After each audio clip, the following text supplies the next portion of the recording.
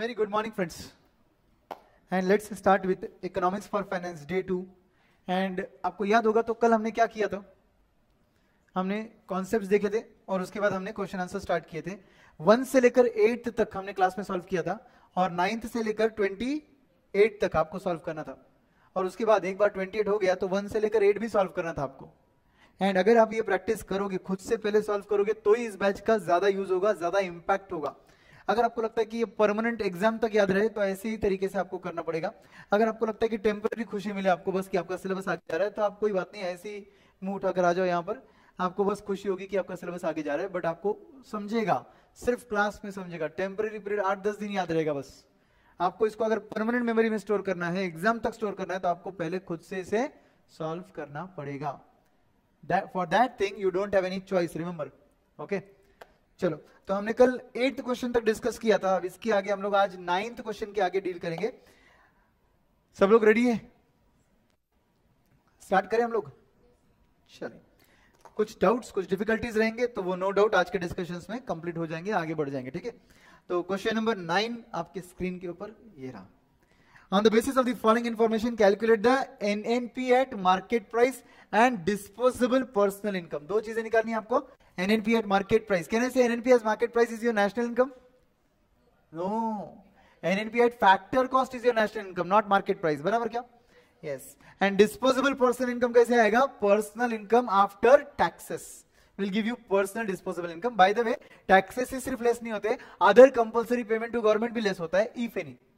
Other compulsory payment to government if any. For example जैसे Covid situation आया था, तो अगर ये कोविड सिचुएशन में गवर्नमेंट ऑफ इंडिया बोलता है कि हर सिटीजन ऑफ इंडिया को गवर्नमेंट को कंट्रीब्यूट करना पड़ेगा, लेट्स से 1000 रुपए compulsory, irrespective of what income you are earning, whether earning or not, whatever, every citizen of India has to pay, above 18 years of age has to पे 1000 rupees to government.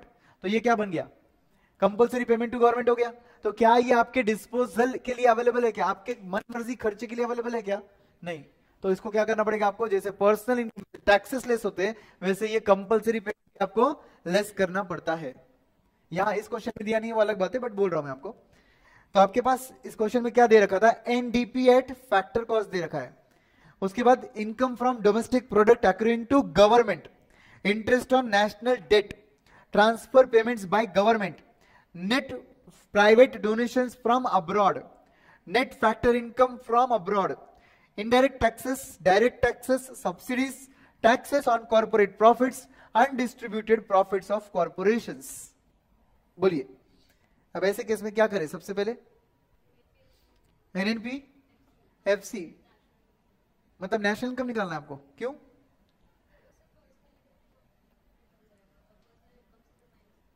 उससे personal income निकलेगा national income की मदद से.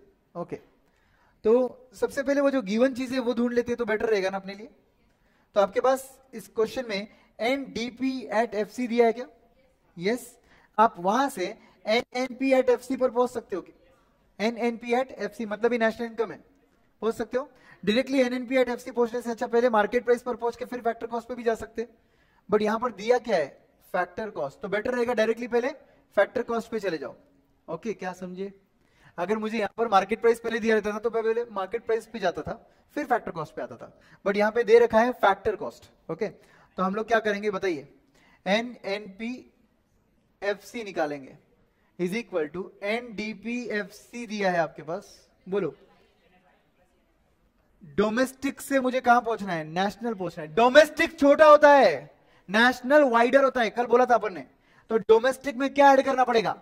NFI add करना पड़ेगा अगर वो पॉजिटिव है तो ऐड करेंगे NFI A. बराबर, बोलिए. 14,900 में ऐड किया जाएगा. NFI कितने का है? 80 का. तो आपका आंसर 14,980 आया क्या? सबका ये आंसर क्या है? ये है आपका national income. Everyone, NNP eight factor cost है ये आपका नेशनल इनकम है. अब यहां से आप मार्केट प्राइस पे शिफ्ट हो सकते हो क्या? यस. तो यहां पे हम लिखेंगे NNP MP is equal to NNPFC. बोलो क्या करूं? Yes, plus net indirect taxes. Correct? NIT भी लिखते हैं ये लोग, नेट इनडायरेक्ट टैक्सेस के लिए। अब आपके पास आंसर है 14,980 प्लस करेंगे हम लोग कितना, नेट इनडायरेक्ट टैक्सेस दिया है क्या, इनडायरेक्ट टैक्सेस है, सब्सिडीज अलग से, यस और नो, तो ऐड करेंगे 335 लेस करेंगे 262, आपका आंसर बोलो ना, आपके नोटबुक में आंसर रहेगा ना 15,053 करोड़ में है ये सब। Everyone are you clear about it? चलो, क्योंकि मैं यहां सॉल्व कर रहा हूं तो मैं खुद को हटा देता हूं तो और क्लियर दिखेगा, ठीक है। ये है आपके पास यहां तक का सॉल्यूशन। उसके बाद आप क्या करोगे, पर्सनल इनकम निकालो, फिर डिस्पोजेबल इनकम पे जाओ। पर्सनल इनकम निकालने के लिए क्या करना पड़ेगा, डायरेक्टली नीचे एक फॉर्मूला देख लेते हैं पहले। Personal income is equal to national income plus income received but not earned. What is the meaning of this? ऐसा इनकम जो मिला है मगर आपने अर्न नहीं किया, donations, scholarship, pension, transfer from government, ये सब आपके विदाउट कंसिडरेशन आपको मिले हुए पैसे। हाँ, गवर्नमेंट डेट का इंटरेस्ट वो एक्चुअली अर्न करते अपन लोग, करेक्ट है क्या, वो अर्न करते। ये क्या है, ये फ्री में मिला हुआ पैसा है। आपका स्कॉलरशिप बोलो, फ्री में मिला हुआ पैसा है ना, गवर्नमेंट तो ना आपको कमिटमेंट दिया था, कोई कंसिडरेशन तो ना है, आप गवर्नमेंट के लिए मेहनत कर रहे हो और गवर्नमेंट आपको स्कॉलरशिप दे रहा है, ऐसा नहीं है। आप तो खुद के एग्जाम के लिए मेहनत कर रहे हो, गवर्नमेंट आपको बख्शिश के तौर पे दे रहा है, वो बराबर है क्या, स्कॉलरशिप टू एनकरेज यू। तो इसका मतलब क्या हो गया, ये है आपका current transfer from government without consideration, जिसको हम लोग बोलते हैं ट्रांसफर पेमेंट्स। ऐसे पेमेंट्स होते हैं जो आप रिसीव तो कर रहे हो मगर अर्न नहीं किया। कल आपने गिफ्ट दिया था मुझे, बराबर है क्या, वो गिफ्ट आपने दिया, मैंने अर्न किया क्या वो, मगर मैंने रिसीव किया है ना, इसका मतलब क्या हुआ, रिसीव्ड बट नॉट अर्न, ठीक है। ये पर्सनल इनकम में आता है और माइनस किया जाएगा income earned but not received. मतलब कोई आउटस्टैंडिंग पेमेंट है, इस साल नहीं मिला, अगले साल मिलेगा, तो कोई बात नहीं, आपने अर्न तो किया है मगर मिला नहीं है ना, मिला नहीं तो लेस कर, मिला ना भले वो अर्न हो या ना हो, मिला है ना तो ऐड हो जाएगा, नहीं मिला है ना तो लेस हो जाएगा। तो फिर यहां पर हम क्या बोलेंगे, ये हमारा नेशनल इनकम आ गया। इसके बाद अब ऊपर दिए हुए आइटम्स में से इंटरेस्ट ऑन नेशनल डेट, ये क्या है, आपने अर्न किया और मिला भी आपको, यस और no, interest on national debt. उसके अलावा ट्रांसफर पेमेंट बाय गवर्नमेंट, ये भी आपको मिला है, यस, ये भी ऐड होगा। प्राइवेट डोनेशंस फ्रॉम अब्रॉड मिला है आपको, ऐड हो जाएगा। उसके बाद टैक्सेस ऑन कॉर्पोरेट प्रॉफिट्स, ये क्या होगा, आपके टैक्सेस आपके हाथ में आते हैं क्या, गवर्नमेंट के पास चला जाता है वो, तो ये क्या हो जाएगा, लेस हो जाएगा, मैं इधर टिक कर रहा हूं। और अनडिस्ट्रीब्यूटेड प्रॉफिट ऑफ कॉर्पोरेशंस, अगर वो डिस्ट्रीब्यूट ही नहीं हो रहे तो आपके हाथ में कहां से आएंगे, वो भी क्या हो जाएंगे, लेस। तो राइट साइड टिक किए हुए लेस हो जाएंगे, लेफ्ट साइड टिक किए हुए ऐड हो जाएंगे। Income from domestic product accruing to government, ये क्या बोल रहे हैं ये लोग, किसको अर्न हो रहा है, गवर्नमेंट को अर्न हो रहा है। अगर ये गवर्नमेंट को अर्न हो रहा है तो आपके इनकम में से, नेशनल इनकम में से क्या हो जाएगा, हट जाएगा, क्योंकि वो आपको नहीं मिला। तो ये भी चीज को हम लोग राइट साइड टिक कर देंगे, करेक्ट। तो फिर आपके लेफ्ट साइड वाले 3 आइटम ऐड होंगे, राइट साइड वाले 3 आइटम लेस होंगे आपके नेशनल इनकम में से। तो ये देखो 3 आइटम ऐड हुए और 3 आइटम क्या हुए, लेस। तो आपका फाइनल आंसर आता है क्या, ये करोड़, 14,763 करोड़ आया। इस इनकम में से हम क्या करेंगे, टैक्सेस लेस कर देंगे। हमारे पास टैक्सेस का फिगर कितना दिया है, डायरेक्ट टैक्स का फिगर कितना है, 100। तो हम क्या करेंगे, देखो 100 लिखे, 100 का फिगर पर्सनल इनकम में से अगर लेस कर दूंगा तो मुझे क्या मिल जाएगा, पर्सनल डिस्पोजेबल इनकम। समझ गए, व्हाट इज डिस्पोजेबल इनकम का logic, income left at your disposal, जो इनकम तू तुम्हारे तेरी मर्जी से खर्च कर सकता है उसे बोलते हैं पर्सनल डिस्पोजेबल इनकम। ओके, ये सिर्फ एम नहीं है, एन है। कर भी दिया रहेगा आपने, चेंज कर दिया ना आंसर में। वैसे मैं आंसर की चेंज कराता नहीं हूं आपसे, कोई करेक्शंस में बता रहा हूं सिर्फ आपको। क्यों नहीं कराता मैं आंसर्स में चेंज, क्योंकि मैं अज्यूम करता हूं कि आप नोटबुक में सॉल्व कर रहे हो, इन आंसर्स को देखने की भी जरूरत नहीं है आपकी। चलिए क्वेश्चन नंबर 10 की तरफ बढ़ते आगे, सब लोग रेडी है। Question number 10, calculate national income by value added method with the help of following information. Sales दे रखा है, ओपनिंग स्टॉक दे रखा है, क्लोजिंग स्टॉक नीचे दिया है, इंटरमीडिएट कंजम्पशन भी दे रखा है। कल का फॉर्मूला याद है क्या आपको, yes. उसके बाद net factor income from abroad बोला है तो ऐड ही करना पड़ेगा, पॉजिटिव नंबर है। डेप्रिसिएशन दिया है, एक्साइज टैक्स क्या होता है, इनडायरेक्ट टैक्स होता है, बराबर है कि नहीं, एंड सब्सिडीज दे रखा है। बोलिए आपको निकालना क्या है, नेशनल इनकम मतलब क्या निकालना है, एनएनपीएफसी निकालना है। मगर वैल्यू एडेड मेथड आपको कहां लैंड करवाता है, जीडीपी एट मार्केट प्राइस या factor cost, market price, GDP at market price पे लैंड कराता है। ये कल हमने लॉजिक देखा था। तो अगर ये मेथड आपको वहां पहुंचाता है तो आप सबसे पहले क्या निकालोगे, इस जीडीपी एट मार्केट प्राइस, जिसको इस मेथड में क्या बुलाते हैं, कल बोला था मैंने GVA, gross value added, is nothing but, सबसे पहले आपको लेना पड़ेगा सेल्स 700 प्लस क्लोजिंग स्टॉक 400, दिख रहा है क्या आपको, माइनस ओपनिंग स्टॉक 500, और फिर माइनस करेंगे इंटरमीडिएट कंजम्पशन कितना 350। तो इससे आपका आंसर 250 आता है क्या, चेक करो, करोर्स, 250 करोर्स आता है क्या answer. Sales minus, sorry, sales plus closing stock minus opening stock is nothing but sales plus change in stock, that is nothing but gross value of output, gross value of output minus क्या करते हैं, intermediate consumption, तो मिला आपको GDP at market price. अब हम क्या करेंगे, इस जीडीपी एट मार्केट प्राइस से नेशनल इनकम तक पहुंच जाएंगे। बहुत सिंपल लॉजिक है, 250 का जीडीपी एट मार्केट प्राइस है, माइनस कर दो डेप्रिसिएशन, डेप्रिसिएशन कितना है 150, लेस कर दो, फिर प्लस करो एनएफआई, एनएफआई कितना है 30 का है, और माइनस करेंगे इनडायरेक्ट टैक्सेस 110 का, और प्लस कर देंगे सब्सिडीज कितने के 50, ये आ गया आपका NNP at FC 70 crore. Match हुआ, यहां पर भी मैच हुआ, यस। अच्छा, ये लोग ना सिर्फ फाइंड वैल्यू ऑफ आउटपुट बोलते, gross value of output, yes, sales plus change in stock करने का। क्या पूछा आपको, ग्रॉस वैल्यू ऑफ आउटपुट, तो क्या करना चाहिए, sales plus closing stock minus opening stock. अगर इन्होंने पूछा वैल्यू एडेड निकालो, gross value added, value added बोल दिया तो माइनस करना पड़ेगा इंटरमीडिएट कंजम्पशन, समझ गए। तो ये आपका आंसर मैच हो गया। क्वेश्चन नंबर 11 पर चलते हैं। Calculate the operating surplus from with the help of following information. क्या निकालना आपको, ऑपरेटिंग सरप्लस। ऑपरेटिंग सरप्लस आपने 3 मेथड में से कौन से मेथड में देखा था, इनकम मेथड में से देखा, करेक्ट, इनकम मेथड में देखा था आपने। सर ईएस और एसएम भी आप पढ़ाने वाले हो, नहीं भाई, हम इतने तोड़ नहीं है, हम नहीं पढ़ाएंगे ईएस एसएम पढ़ाएंगे मालिक। ओके, आपको मालिक बुलाने वाले लोग आएंगे यहाँ पर 3 तारीख को, मतलब ईएफएफ का बैच खत्म हो जाएगा 30 तारीख को, और फिर 3 तारीख से ईएस एसएम का बैच शुरू होगा, ईआईएस का, सॉरी एसएम नहीं, ईआईएस का चलूगा, ठीक है। नाउ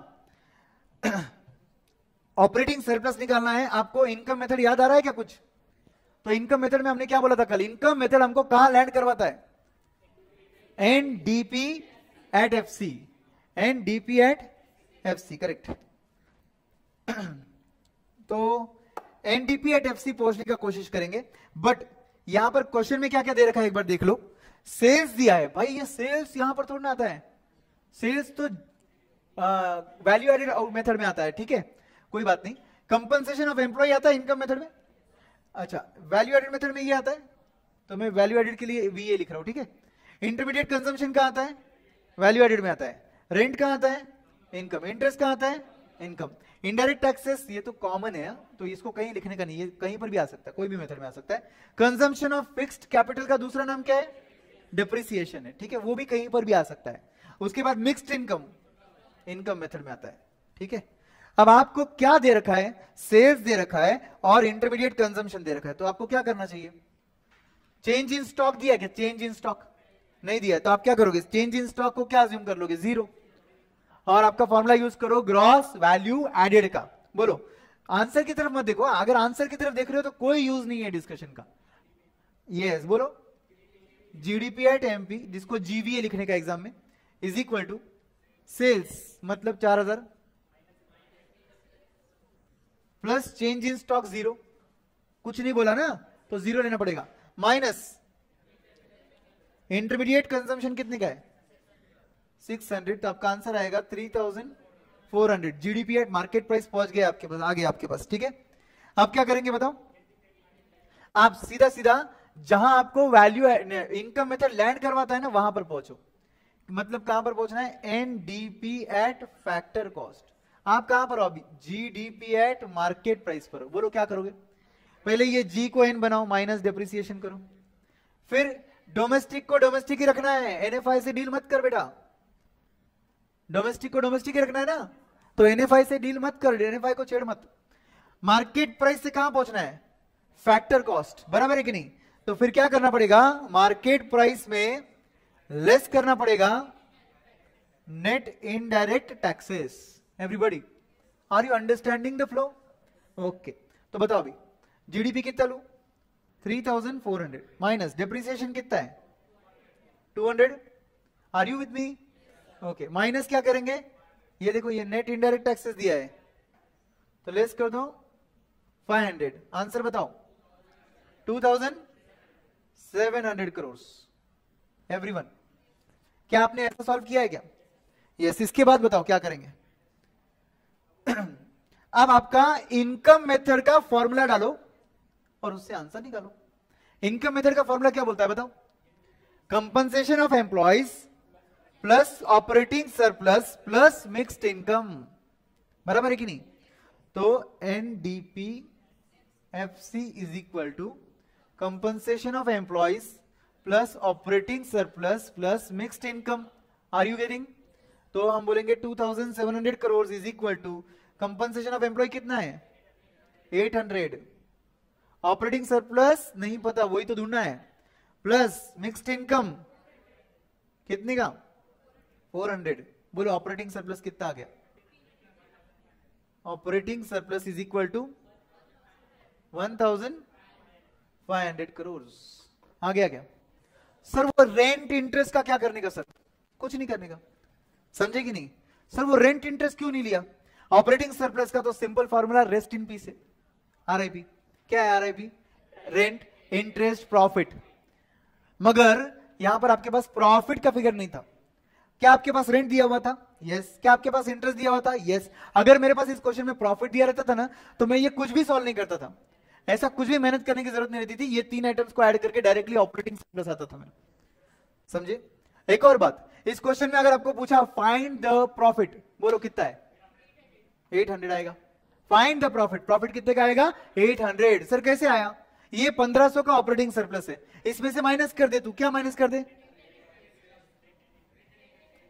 रेंट एंड इंटरेस्ट, दोनों माइनस कर दो, बचाओ प्रॉफिट ही तो है। तो रेंट है 400, इंटरेस्ट है 300, 700 अगर मैं माइनस कर दूं 1500 में से तो 800 आएगा, समझे, यस। सर वर्टिकल फॉर्मेट में भी सॉल्व कर सकते हैं ना सर, जैसे अपने कल एनआईएफ के फॉर्मेट में लिखवाया था, यस डेफिनेटली पूजा, हम लोग वर्टिकल फॉर्मेट में भी सॉल्व कर सकते हैं इसको, हम लोग वर्टिकल फॉर्मेट में भी सॉल्व कर सकते हैं इसको। मेरा स्पेस जैसे है मैं वैसे सॉल्व कर रहा हूं, डोंट वरी, आप वर्टिकल फॉर्मेट में भी इसको सॉल्व कर सकते हो। तो अपना आंसर मैच हुआ क्या भाई, यस। अपन ने इनसे बेटर सॉल्व किया कि नहीं किया, yes. Now calculate the national income by value added method, ये सबसे आसान क्वेश्चन है आपके सिलेबस का। वैल्यू एडेड मेथड से आपको नेशनल इनकम निकालना है। वैल्यू ऑफ आउटपुट किसका दिया हुआ है, प्राइमरी सेक्टर। अब इंटरमीडिएट कंजम्पशन किसका दिया हुआ है, प्राइमरी सेक्टर, तो दोनों को नेट आउट कर दो, 1800 आएगा। Everyone with me, okay. Secondary sector का वैल्यू ऑफ आउटपुट दिया हुआ है, सेकेंडरी सेक्टर का इंटरमीडिएट कंजम्पशन दिया हुआ है, दोनों को नेट आउट करके 2000 आएगा। एंड लास्टली टर्शियरी सेक्टर का वैल्यू ऑफ आउटपुट है, टर्शियरी सेक्टर का इंटरमीडिएट कंजम्पशन है, दोनों को नेट आउट करके 1300 आएगा। तो ऊपर का 1800, बाद में 2000, बाद में 1300, अच्छा 1000, तो कितना आया 4800 करोड़ आया क्या। तो ये क्या है बताओ, जीडीपी एट मार्केट प्राइस है, ये क्या है बताओ, GDP at market price. Sir ये जीडीपी एट मार्केट प्राइस क्यों है, नहीं समझा सर। बिकॉज जब आप value of output minus value of intermediate consumption करते हो तो क्या मिलता है, जीडीपी एट मार्केट प्राइस मिलता है वैल्यू एडेड मेथड में। फिर आप जीडीपी से पहुंचते हो नेशनल इनकम पर, करेक्ट। तो इन्होंने क्या पूछा आपको डायरेक्टली, नेशनल इनकम पूछा, नो प्रॉब्लम, मतलब इन्होंने एनएनपी एट एफसी पूछा। आप कहां पर पहुंचे हो अभी तक, जीडीपी एट मार्केट प्राइस पर पहुंचे हो। तो कहने से इसमें से लेस करना पड़ेगा डेप्रिसिएशन, फिर ऐड करेंगे एनएफआई, बट निगेटिव दिया हुआ है तो लेस करना पड़ेगा, एंड लेस करेंगे इनडायरेक्ट टैक्सेस क्योंकि ये नेट दिए, समझे। तो आपको आपका आंसर मिल जाएगा, कितना, 4000 crore. Easy, yes. 13th question पे आते हैं। Question number 13, calculate the net value added. क्या बोला, नेट वैल्यू एडेड। समझ रहे हो आप बात को, नेट वर्ड यूज किया है इन्होंने, मतलब ये आपको क्या पूछ रहे हैं, एनडीपी, क्या बोल रहे, बाय फैक्टर कॉस्ट, मतलब एफसी। समझे कि नहीं, इंटरप्रिटेशन समझ रहा है क्या आपको। हाँ, तो ये आपको एनवीएएफसी पूछ रहे हैं, मतलब ही ये लोग आपको एनडीपी एट फैक्टर कॉस्ट पूछ रहे हैं। तो आपके पास परचेज ऑफ मटेरियल है, सेल्स है, डेप्रिसिएशन है, ओपनिंग स्टॉक है, क्लोजिंग स्टॉक है, एक्साइज ड्यूटी, एक्साइज टैक्स है, इंटरमीडिएट कंजम्पशन है, सब्सिडीज है। ट्रिकी क्वेश्चन है, मजा आएगा सॉल्व करने में। तुमको सॉल्व करने आया क्या, इजी है। इसमें एक ही चीज अलग है, परचेज का क्या करने का, कुछ नहीं करने का। क्यों नहीं करने का, परचेज को क्यों छोड़ दिया तुमने, सर आपके फॉर्मूले में कहीं था नहीं सर। जब मेरे पास ओपनिंग स्टॉक है, क्लोजिंग स्टॉक है और सेल्स है, तो मैं sales plus change in stock करके डायरेक्टली वैल्यू ऑफ आउटपुट पे पहुंच रहा हूं, मुझे परचेज का क्या लेना देना, समझे कि नहीं। तो इसलिए परचेज अलग से डील करने की जरूरत नहीं है। और वैसे भी बाद में आप इंटरमीडिएट कंजम्पशन लेस कर ही रहे हो, तो उसमें वो परचेज ऑफ मटेरियल वगैरह सब कुछ इंपैक्ट आ ही जाता है ना।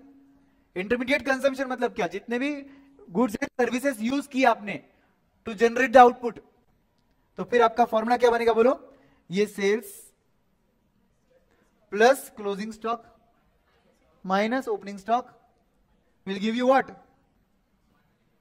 GDP at market price.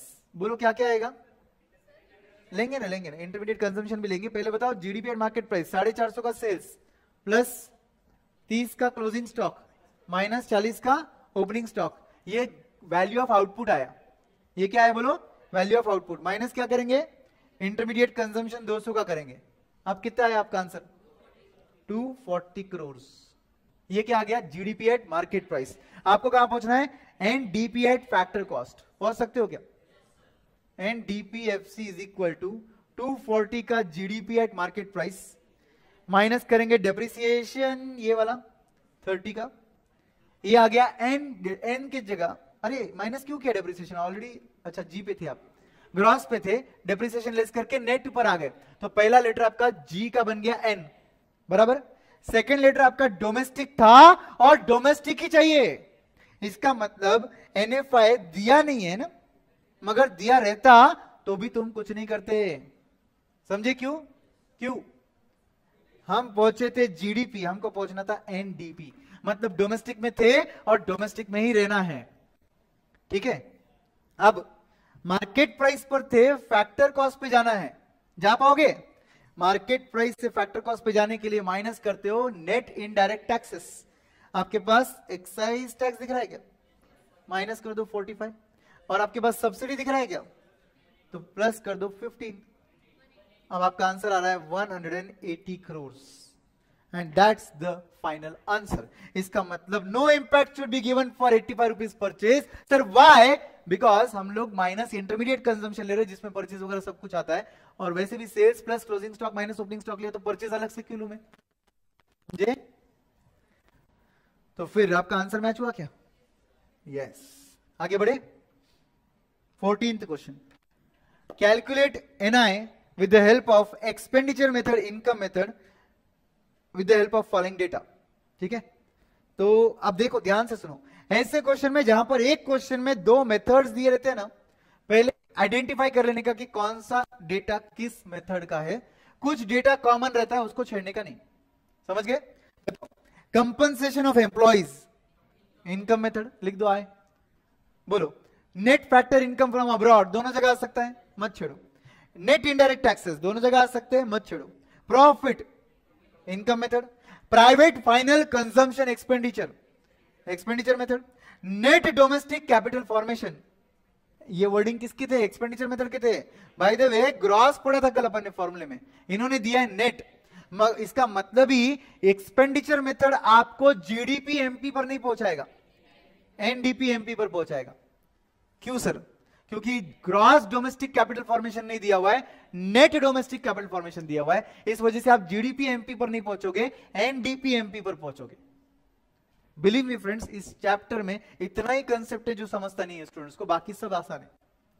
कौन से मेथड में हम कहां पहुंच रहे, क्यों पहुंच रहे, बस समझे। Now consumption of fixed capital, क्या नाम देंगे? डेप्रिसिएशन। दोनों मेथड में आ सकता है, छेड़ो मत।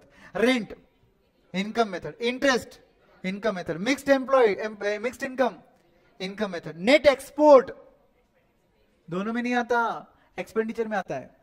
Net export is nothing but export minus import, ये सिर्फ एक्सपेंडिचर मेथड में आने वाला आइटम है। अच्छा, net export is it same as NFI?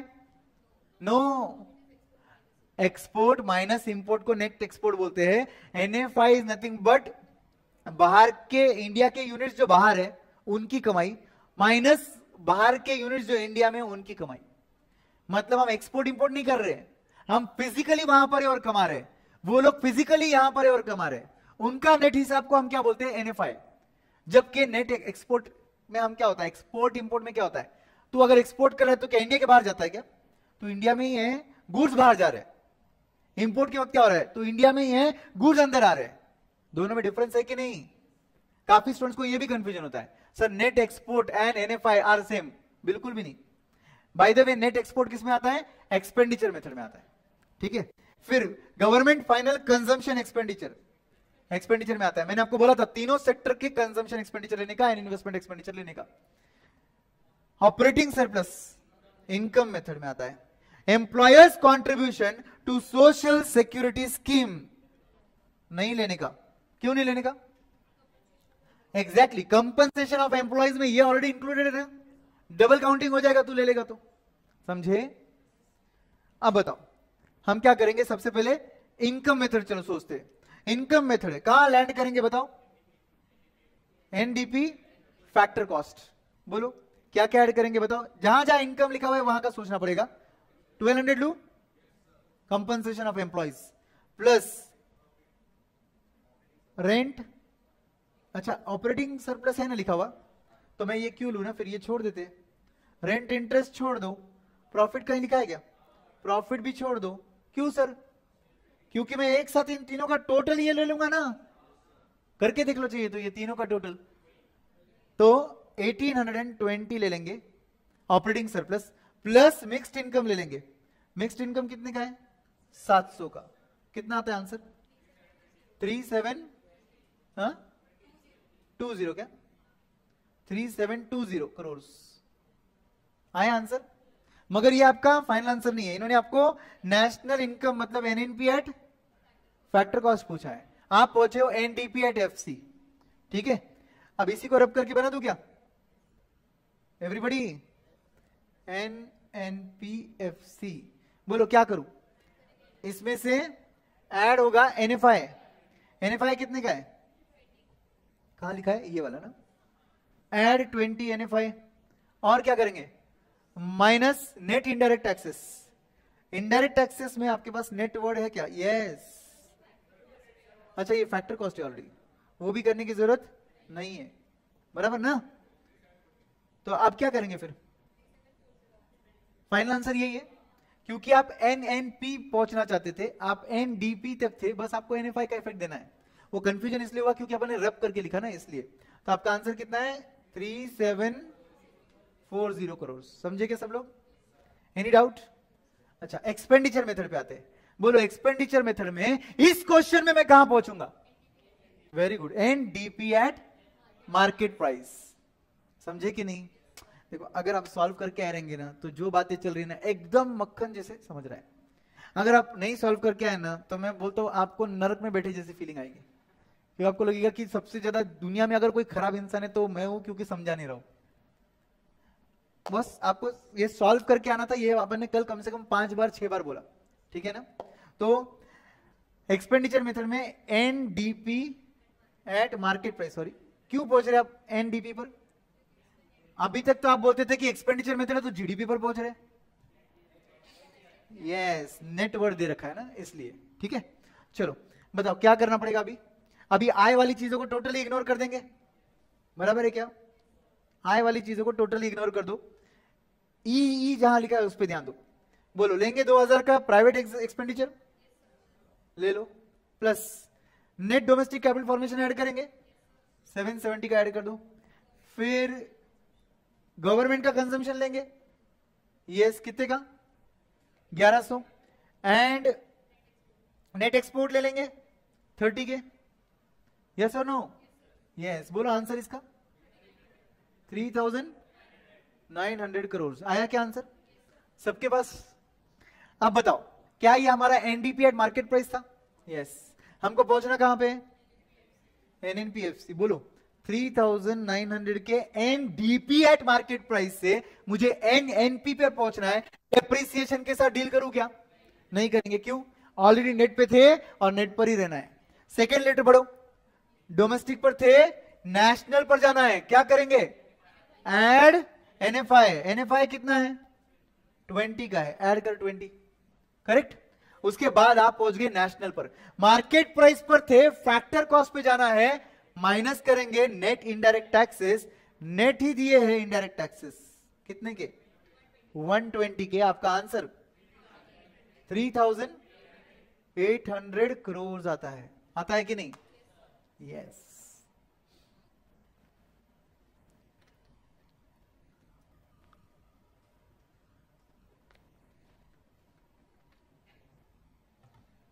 Next 15th question. Match हो रहे ना आंसर्स? हाँ। From the following data calculate GDP at FC, GDP at MP. Net export मगर नेगेटिव है तो वो नेट इंपोर्ट है एक्चुअली, समझे? मगर ऐसे समझ लो नेट एक्सपोर्ट नेगेटिव है। ओके, फिर इसके अंदर compensation of employees, rent, interest, profit, net indirect taxes, net दे रखे, net domestic gross, net domestic capital formation, ये भी नेट दे रखा है। उसके बाद ग्रॉस डोमेस्टिक कैपिटल फॉर्मेशन, ये देखो ये ग्रॉस भी दे रखा है। बाय द वे दोनों का डिफरेंस क्या रहेगा? क्या रहेगा? यस, ग्रॉस माइनस नेट करेंगे तो डेप्रिसिएशन ही आएगा ना। तो डेप्रिसिएशन कितने का है? 100 का है। कैसे आया? 900 माइनस 800, 100 करोड़ का आपका डेप्रिसिएशन आ गया। फिर उसके बाद net factor income, factor income to abroad, मतलब वो एनएफआई नेगेटिव है, समझे कि नहीं? मैंने क्या बोला? एक शब्द चेंज और आंसर चेंज। ध्यान गया था कि आपका घर पे इस पे? Very good. चलिए, जीडीपी एट फैक्टर कॉस्ट पर पहुंचना है। सबसे आसान तरीका क्या रहेगा? कौन सा मेथड यूज करेंगे? Bye the way income method use करेंगे। इनकम मेथड से हम कहां पहुंचते हैं? एनडीपीएफसी पहुंच जाते। पहले एनडीपीएफसी बोलो क्या लेंगे? कंपनसेशन ऑफ एम्प्लॉइज कितना? 3000। बोलो आगे, रेंट, इंटरेस्ट, प्रॉफिट, ये तीनों लेना पड़ेगा। 800, 900, 1300। फिर मिक्स्ड इनकम दिया है क्या? नहीं दिया है, तो फाइनल आंसर यही रहेगा 6000 आंसर है, 6000 करोड़। मगर हमको पहुंचना कहां पर है? GDP at factor cost. हम कहां पहुंचे?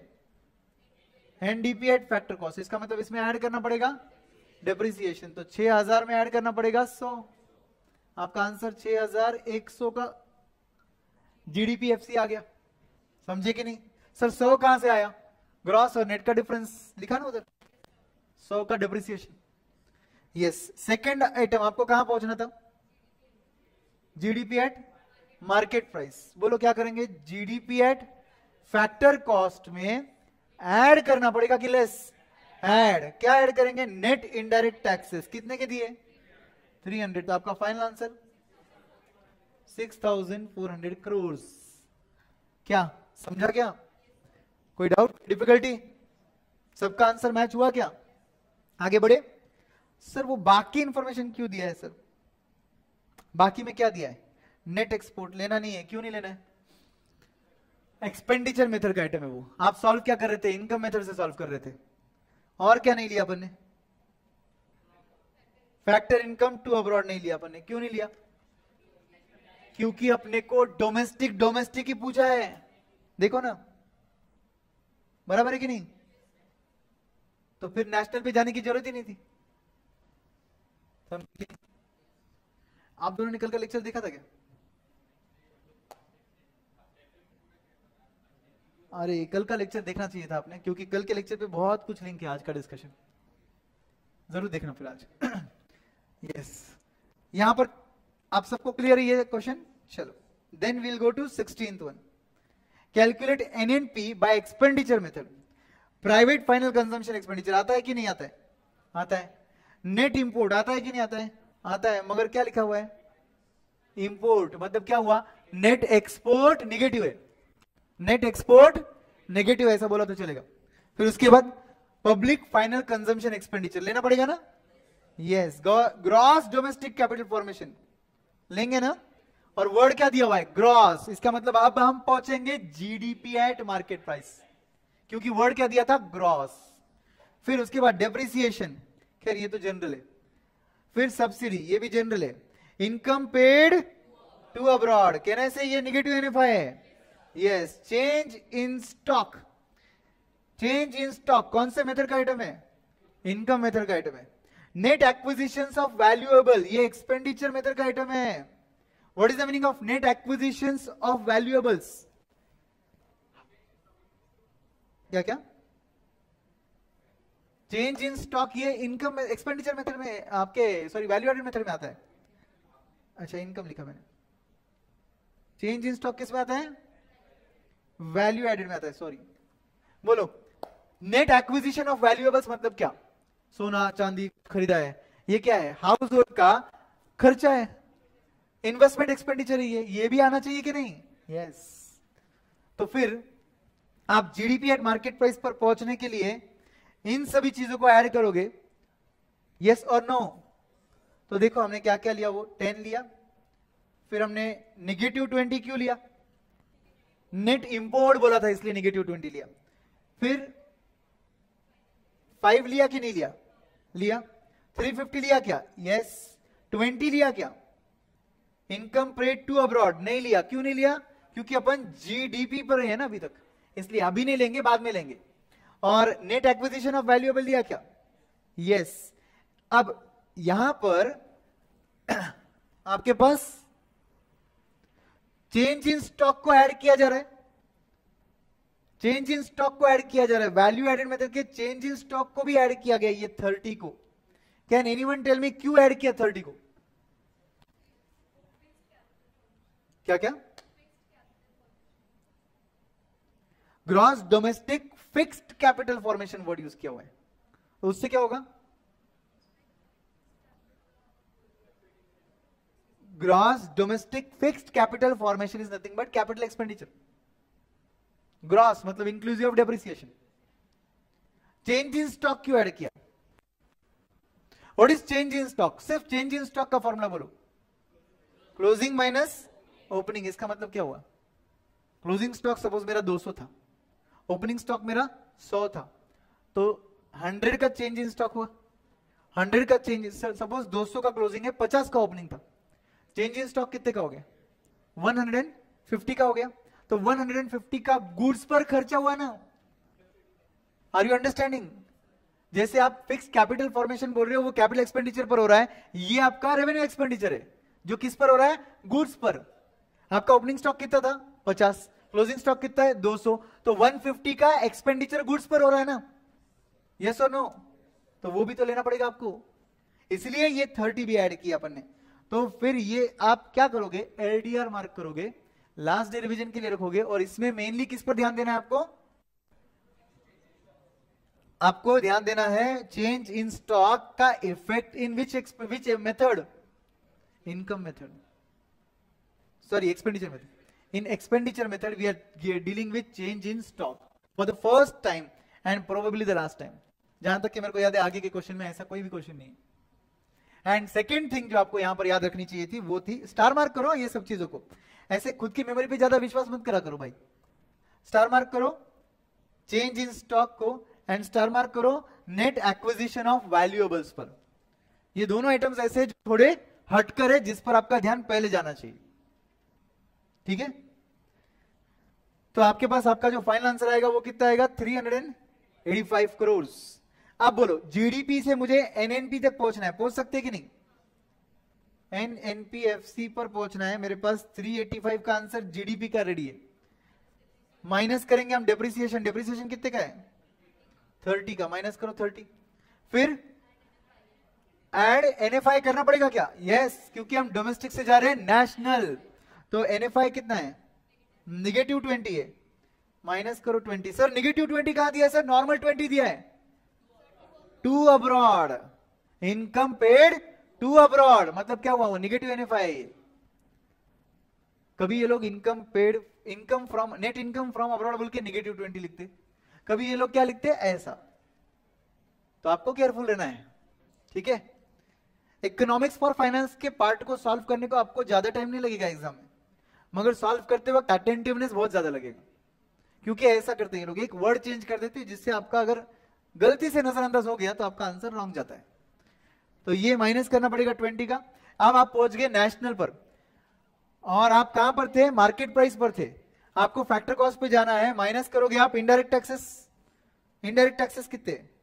0 है ही नहीं ना, मगर सब्सिडी का फिगर दिख रहा है क्या?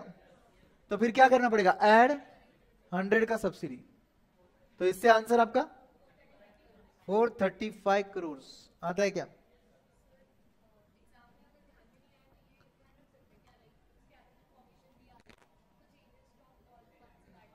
नहीं, देखो फिक्स्ड कैपिटल फॉर्मेशन दिया है, मतलब ये कैपेक्स की बात कर रहे हैं लोग, कैपिटल एक्सपेंडिचर की बात कर रहे हो, और कुछ दूसरा लॉजिक नहीं है उसका। तो चेंज इन स्टॉक लेना ही पड़ेगा, वैसे भी चेंज इन स्टॉक लेना ही पड़ेगा, क्योंकि क्लोजिंग स्टॉक ज्यादा है, ओपनिंग स्टॉक कम था, मतलब आपका गुड्स पर खर्चा हुआ है उतना। एज अ बिजनेस तुम दो जगह खर्चे करते हो, या तो रेवेन्यू एक्सपेंडिचर या तो कैपिटल एक्सपेंडिचर। कैपिटल एक्सपेंडिचर आपको ग्रॉस फिक्स, क्या gross domestic fix capital formation के नाम पे दिया हुआ है, और आपका चेंज इन स्टॉक आपका रेवेन्यू एक्सपेंडिचर दिया हुआ है। एज अ बिजनेस हम दोनों जगह खर्च कर रहे हैं, तो दोनों भी आइटम्स आ गए हमारे। और लास्ट वाला आइटम एक्विजिशन ऑफ वैल्यूएबल्स, ये प्राइवेट वालों का कैपिटल एक्सपेंडिचर है, जो ज्वेलरी वगैरह पे हो रहा है। हमारे इकोनॉमी में तीनों सेक्टर्स है, और तीनों सेक्टर का एक्सपेंडिचर हम लेते हैं, और फोर्थ सेक्टर का impact by default net export में आ जाता है। Done everyone? 17th क्वेश्चन तो ऐसा समझ लो एकदम बोनस था, बट 17th क्वेश्चन के बारे में कल डिस्कशन नहीं किया था अपन ने, कल डिस्कशन नहीं किया था अपन ने 17th के बारे में। आपका जब भी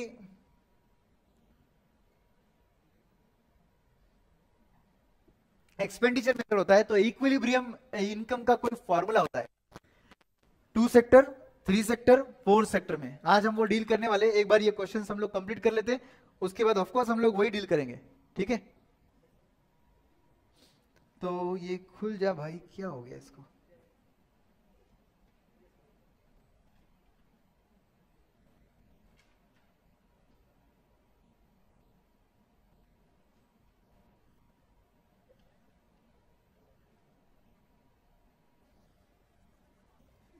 Yes. So what do you say? चलिए आगे बढ़ते हैं।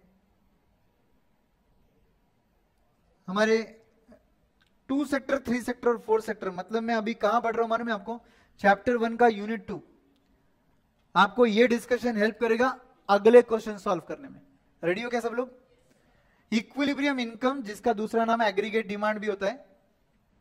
एग्रीगेट डिमांड और equilibrium income in 2 sector economy is nothing but C plus I, consumption plus investment. ये किसके लिए होता है? 2 सेक्टर। 2 सेक्टर में कौन से 2 सेक्टर होते हैं?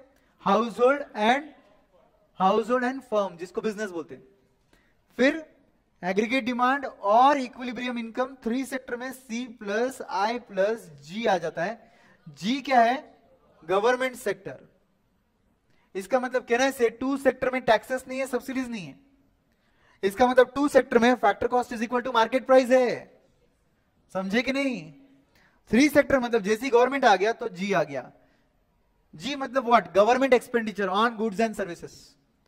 एंड अगर फोर्थ सेक्टर रहेगा तो एग्रीगेट डिमांड और equilibrium income is C plus I plus G plus X minus M. What is X minus M called?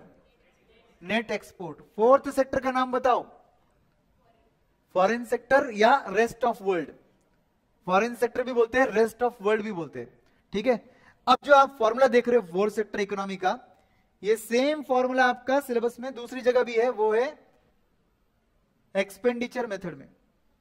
मतलब चैप्टर 1 यूनिट 1 में भी यही फॉर्मूला है और चैप्टर 1 यूनिट 2 में फोर्थ सेक्टर इकोनॉमी के इक्विलिब्रियम का भी यही फॉर्मूला है. तो ये फॉर्मूला आपके सिलेबस में कितनी जगह है? 2 जगह है. फोर्थ सेक्टर इकोनॉमी का as well as expenditure method का. ठीक है. नाउ बोलिए, नेशनल इनकम निकालना है, मतलब इक्विलिब्रियम इनकम निकालना है आपको.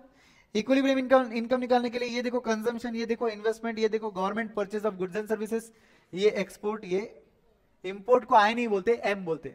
एक्सपोर्ट को ईएक्स नहीं बोलते, सिर्फ एक्स बोलते. ठीक है. तो मैंने उसके सिंबल सामने लिख दिए. बस आपको ऐड ऐड ऐड और फिर एक आइटम लेस करना है. आपका फाइनल आंसर मैच होता है क्या? 1000 का हो रहा है क्या? 750 प्लस 250 प्लस 100 प्लस 100 माइनस 200 आया 1000. यस. आगे बढ़ू मैं. 18th question. इन्वेंट्री. अच्छा, calculate GDP at market price national income from the following data.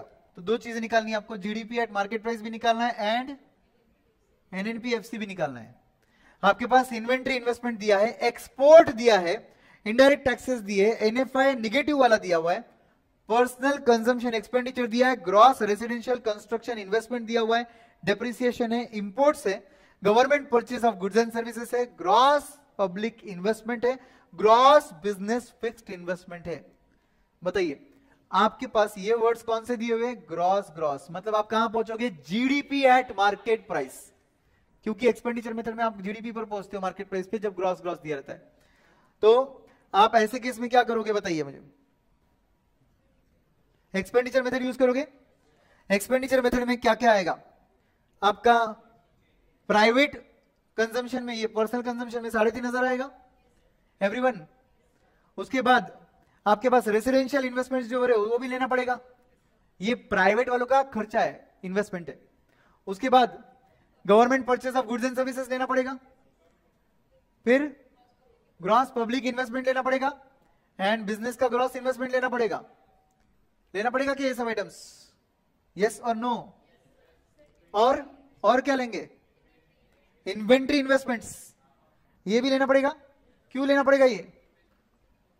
ये भी तो बिजनेस का इन्वेस्टमेंट है स्टॉक में. यस और no? Inventory investment is nothing but change in stock. Yes और नो? तो इसका मतलब आपके पास ये सब आइटम्स अगर मैं ऐड करूं तो मुझे क्या मिलेगा? एक्सपोर्ट माइनस इंपोर्ट भी कर दो. इंपोर्ट दे रखा है क्या? यस. एक्सपोर्ट है क्या? यस. एक्सपोर्ट माइनस इंपोर्ट भी कर लो तो आपको मिल जाएगा आपका GDP at market price. Yes और नो? कितना आएगा? चेक कर लो एक बार जो जो अपन बोल रहे. ये क्या क्या करके 900 आया, समझा कि नहीं? 900 क्या क्या करके आया है?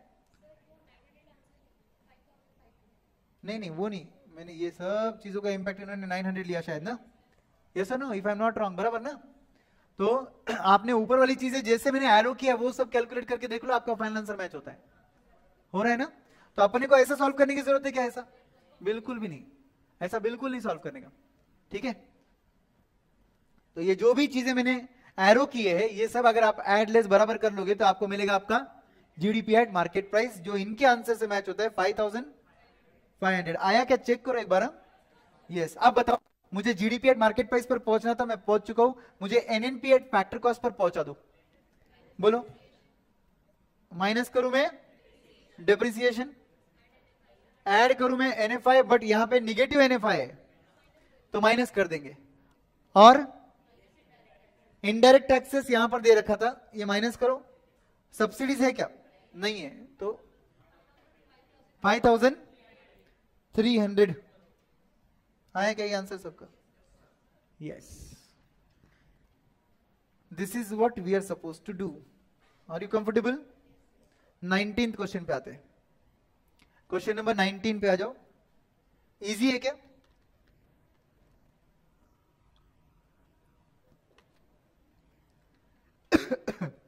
एक लेवल पर आने के बाद आपको समझेगा कि अब क्वेश्चन सिमिलर सिमिलर कैटेगरी के चालू हो गए, क्योंकि आपने एम्पल ऑफ प्रैक्टिस कर लिया ना।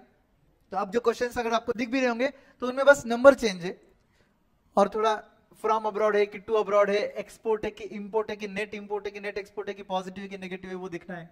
ओके, एग्जाम में क्यों नहीं आएगा? इतना प्रैक्टिस किया तो सिमिलर ही आने वाला है। देखो ये क्वेश्चनर बुक में मॉड्यूल, एमटीपी, आरटीपी तीनों कवर्ड है, पास्ट एग्जामिनेशन कवर्ड है। बताओ मुझे कौन सा सोर्स बचा अभी, कौन सा सोर्स बचा? और आपको यकीन नहीं आता तो आप डाउनलोड करके देख लो। और अगर पास्ट एग्जामिनेशन में से कौन सा क्वेश्चन नहीं लिया होगा, बिकॉज यहां पर सिमिलर क्वेश्चन है दूसरे नंबर्स के साथ, तो वापस वही क्वेश्चन डाल डाल के कितना वही बोरिंग हो जाएगा ना। फिर तो दिखने के लिए क्वेश्चनर बुक इतना बड़ा दिखेगा। Quantity doesn't matter, quality matters. अपन भले 20-25 क्वेश्चन, 28 क्वेश्चन सॉल्व करेंगे, मगर ऐसा करेंगे कि 29th क्वेश्चन दिया तो भी आना ही चाहिए। ये कभी भी बेटर है 50 क्वेश्चन सॉल्व करने से अच्छा, जहां पे 51 आपको जम नहीं रहा है। बिकॉज जब हम 28 क्वेश्चन डिस्कस कर रहे हैं तो हमारे हर एक क्वेश्चन के एडजस्टमेंट पर डिस्कशन हो रहा है। बताइए, यहां पर आपको जीडीपी एमपी निकालना है, जीएनपी एमपी निकालना है, आपके पास यूजिंग इनकम मेथड बोल रहे हैं लोग, ठीक है। और ये बोल रहे हैं show that the same is obtained by expenditure method also. तो सेम लॉजिक करना पड़ेगा। आइटम्स को पहले डिफरेंशिएट कर लो, इनकम में कौन से आते हैं और एक्सपेंडिचर में कौन से। बताओ, पर्सनल कंजम्पशन एक्सपेंडिचर मेथड में आएगा, डेप्रिसिएशन कॉमन है, वेजेस किस में आएंगे? इनकम मेथड में आएंगे। फिर इनडायरेक्ट बिजनेस टैक्सेस कॉमन है, इंटरेस्ट इनकम मेथड में आएगा, डोमेस्टिक इन्वेस्टमेंट एक्सपेंडिचर मेथड में आएगा, government expenditure expenditure method, rental income income method, corporate profits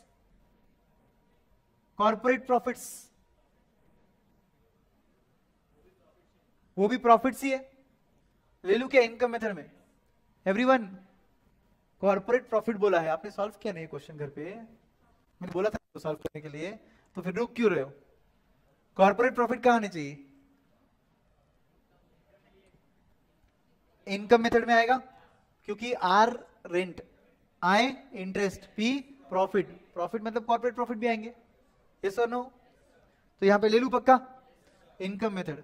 exports expenditure method, from abroad common है, mixed income income method, import expenditure method. Is this clear? अब बताइए यहां पर अगर आप एक्सपेंडिचर मेथड देखोगे तो आपको यहां पर आपके एक्सपेंडिचर मेथड में C plus I plus G plus X minus M दिख रहा है क्या? अब आपके पास कंजम्पशन है, इसमें कंजम्पशन कौन सा है? ये C। इन्वेस्टमेंट है, डोमेस्टिक इन्वेस्टमेंट का इन्वेस्टमेंट है। फिर G गवर्नमेंट एक्सपेंडिचर है, यस और नो? ये एक्सपोर्ट है और ये इंपोर्ट है। हो गया क्या? तो आपका आंसर मैच होता है क्या? कितना? 10,890 आता है कि नहीं? यस। अब आपको जीएनपी पर पहुंचना है, आप जीडीपी पर, आपको जीएनपी पर पहुंचना है। ऐड एनएफआई करो, एनएफआई निगेटिव तो नहीं है ना? एनएफआई निगेटिव है क्या? नहीं ना, पॉजिटिव है, तो ऐड करना पड़ेगा ना। ये ऐड किया, आपका आंसर आ गया 10,930। ये एक्सपेंडिचर मेथड था। सेम आंसर इनकम मेथड से आता है क्या? देखना है हमको। इनकम मेथड में वेजेस कहने से, वेजेस और वेजेस तो आज तक दिखा नहीं, अभी कैसे आ गया? अरे कंपनसेशन ऑफ एम्प्लॉइज, वेजेस आएगा ना, तो वेजेस लेंगे, उसके बाद इंटरेस्ट लेंगे, उसके बाद रेंटल इनकम लेंगे, कॉर्पोरेट प्रॉफिट्स लेंगे, और फिर मिक्स्ड इनकम लेंगे। इनको ऐड करने से क्या मिलेगा? मगर NDP at factor cost, because expenditure income method है ये देखो कंसेप्ट कैसे काम में आते हैं। कल का डिस्कशन था बोल के आप इजीली अभी आप आइडेंटिफाई कर पा रहे हो। अब आप कहां पहुंच रहे हो बोलो? एनडीपी एट फैक्टर कॉस्ट बोलते जाओ मुझे एक एक आइटम। 6508 प्लस 1060 प्लस 34 का रेंटल इनकम प्लस 682 का प्रॉफिट प्लस 806 क्या है? हाँ मिक्स्ड इनकम 806 9090 आया क्या सबका आंसर? अब मुझे यहां से आप पहुंचा दो जीडीपी एट मार्केट प्राइस पर। तो 9090 के एनडीपी में ऐड करना पड़ेगा डेप्रिसिएशन। डेप्रिसिएशन है क्या, कितने का है, 800 का है, ऐड करो 800। अब आप कहां पहुंचे, जी पर पहुंच गए। पहला लेटर एन की जगह बन गया जी। डोमेस्टिक का डोमेस्टिक पर ही रहना है, एनएफआई को मत छेड़ो, समझे कि नहीं। एंड फैक्टर कॉस्ट से आपको पहुंचना था मार्केट प्राइस पर, तो ऐड कर लो इनडायरेक्ट टैक्सेस माइनस कर लो सब्सिडीज।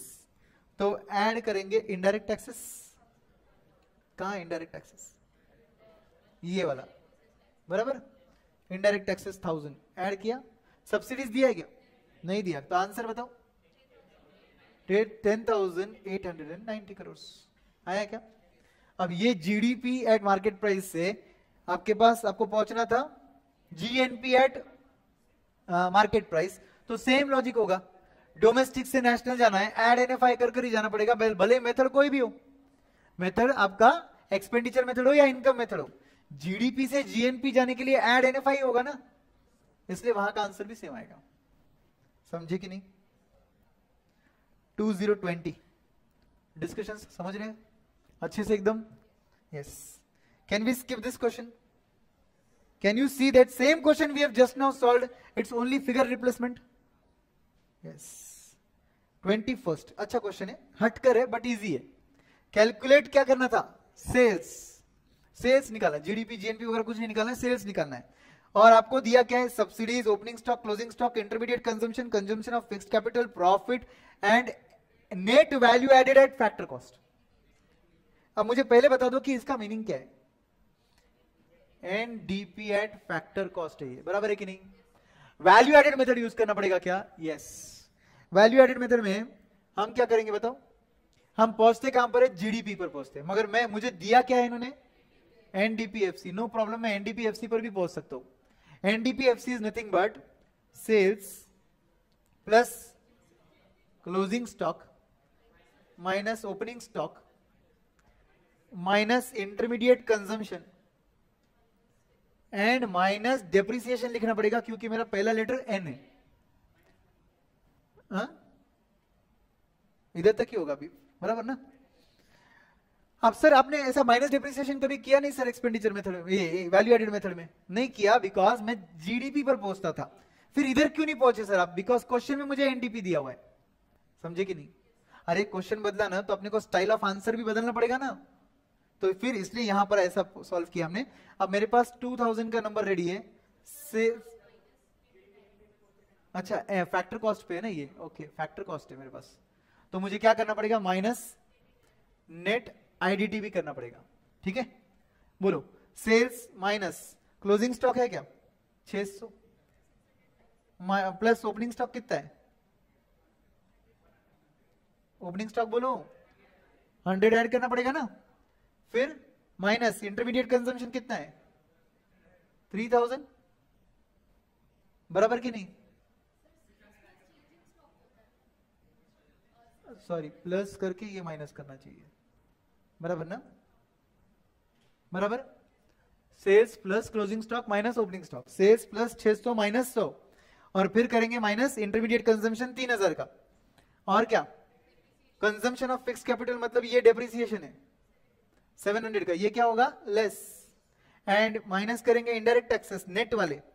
इनडायरेक्ट टैक्सेस है क्या मेरे पास, नहीं, तो माइनस कर दो 0, प्लस कर दो सब्सिडी, सब्सिडी कितने का है 200 का है, और इसको सॉल्व कर फिर सेल्स की वैल्यू आएगी, इसको सॉल्व करो और आपको सेल्स की वैल्यू आएगी 2000 इज इक्वल टू सेल्स, अब बोलो 600 minus 100 minus 3000 minus 700 plus 200 minus 3000 answer आएगा।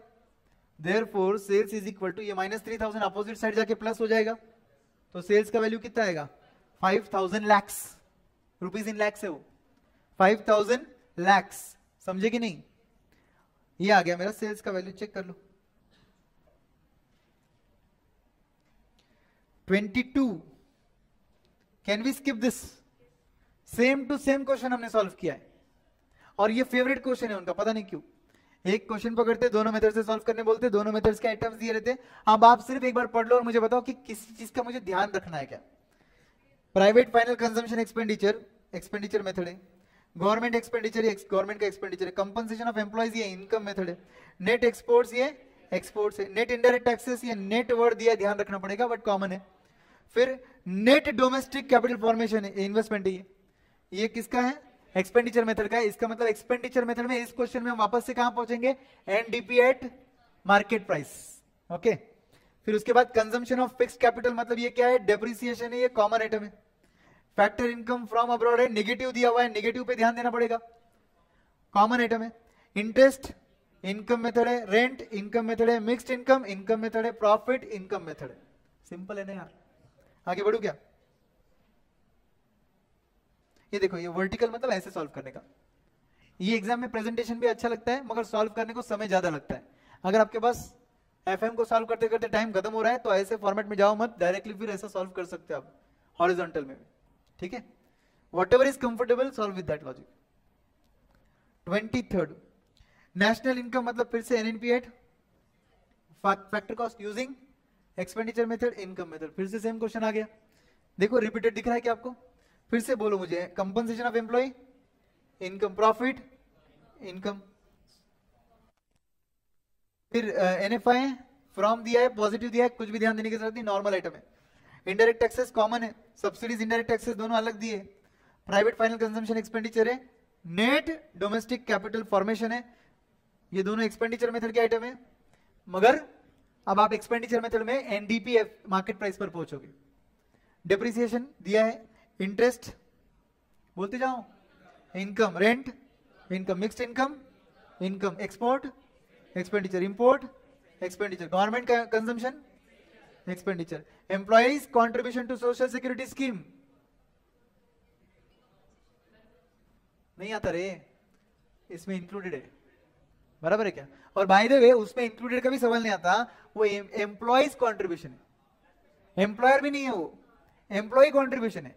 मतलब मेरे ही सैलरी में, मतलब मेरे ही सोशल सिक्योरिटी स्कीम, मतलब प्रोविडेंट फंड में मैं ही खुद कॉन्ट्रीब्यूशन दूं तो वो क्या मेरा एम्प्लॉयर दे रहा है क्या? तो वो तो आने का सवाल ही नहीं आता ना। वैसे भी एम्प्लॉयर दिया रहता था तो भी नहीं लेते थे, तो ये तो एम्प्लॉय है। समझे क्या? कुछ नहीं समझा होगा कुछ तो फिर एक बात याद रखो, ऐसा कोई आइटम लेते ही नहीं अपन, ठीक है? Done. 24th question, from the following data calculate the national income comma personal disposable income. ठीक है, अब आपको दो आइटम निकालने थे, नेशनल इनकम भी निकालना, पर्सनल डिस्पोजेबल इनकम भी निकालना था। बोलिए, पर्सनल इनकम रेडी है आपके पास? यस, चलो पर्सनल डिस्पोजेबल इनकम की बात कर लेते हैं एक बार फिर। पर्सनल इनकम में से, पर्सनल इनकम में से पर्सनल इनकम टैक्स लेस करेंगे एंड ये नहीं लेंगे, direct taxes paid by house hold है वो नहीं लेंगे हम लोग। नॉन टैक्स पेमेंट है ना, कंपलसरी पेमेंट में आता है, ये लेंगे। अलग क्वेश्चन है, एलडीआर मार्क करो। क्यों? क्योंकि ये आइटम जो है अदर कंपलसरी पेमेंट में आ गया है। मैंने कोविड का एग्जांपल दिया ना आपको, एवरी सिटीजन हैज टू पे 1000, वैसी टाइप का हो गया ये। क्या है ये? Non tax payments. मतलब क्या हुआ? टैक्स के अलावा पेमेंट्स किसको जा रहे हैं? ऑब्वियसली गवर्नमेंट को जा रहे हैं ना, क्योंकि वो नॉन टैक्स पेमेंट बोल रहे हैं, तो कंपलसरी पेमेंट टू गवर्नमेंट है वो, तो एट माय डिस्पोजल है कि मुझे देना पड़ रहा है, देना पड़ रहा है, तो वो लेस कर ही डिस्पोजेबल इनकम आएगा। मेरा आंसर आएगा 8000 माइनस 800 माइनस 1000, 6200। एवरीवन बराबर है क्या? आंसर से मैच हुआ क्या? देख लो एक बार। अब नेशनल इनकम निकालने के लिए आपको ये डेटा कौन सा मेथड का दिख रहा है? बचा हुआ डेटा देखो, mixed income of self employed income method है, compensation of employ income method है, एनएफआई ये तो कॉमन ही होता है, रेंट इनकम मेथड है, प्रॉफिट इनकम मेथड है, कंजम्पशन ऑफ फिक्स्ड कैपिटल ये तो डेप्रिसिएशन होता है, इनडायरेक्ट टैक्सेस कॉमन है, नेट एक्सपोर्ट टैक्सेस नहीं लेते अपन, नेट एक्सपोर्ट टैक्सेस है ये, इंटरेस्ट इनकम मेथड है। समझे कि नहीं? तो ये भी एक हटके आइटम है, नहीं लेने का है आपको, इसको भी स्टार मार्क कर दो। नेट एक्सपोर्ट टैक्सेस क्यों नहीं ले रहे सर? ये इनकम मेथड में नेट एक्सपोर्ट का सवाल ही नहीं आता, बराबर है कि नहीं? Are we done? एक्सपेंडिचर में होता है तो net export taxes, net export में से लेस करके अपन नेट मतलब विदाउट नेट ऑफ टैक्स कितना आ रहा है एक्सपोर्ट वो लेते थे।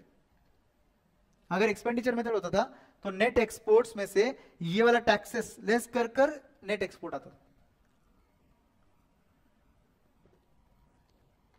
Yes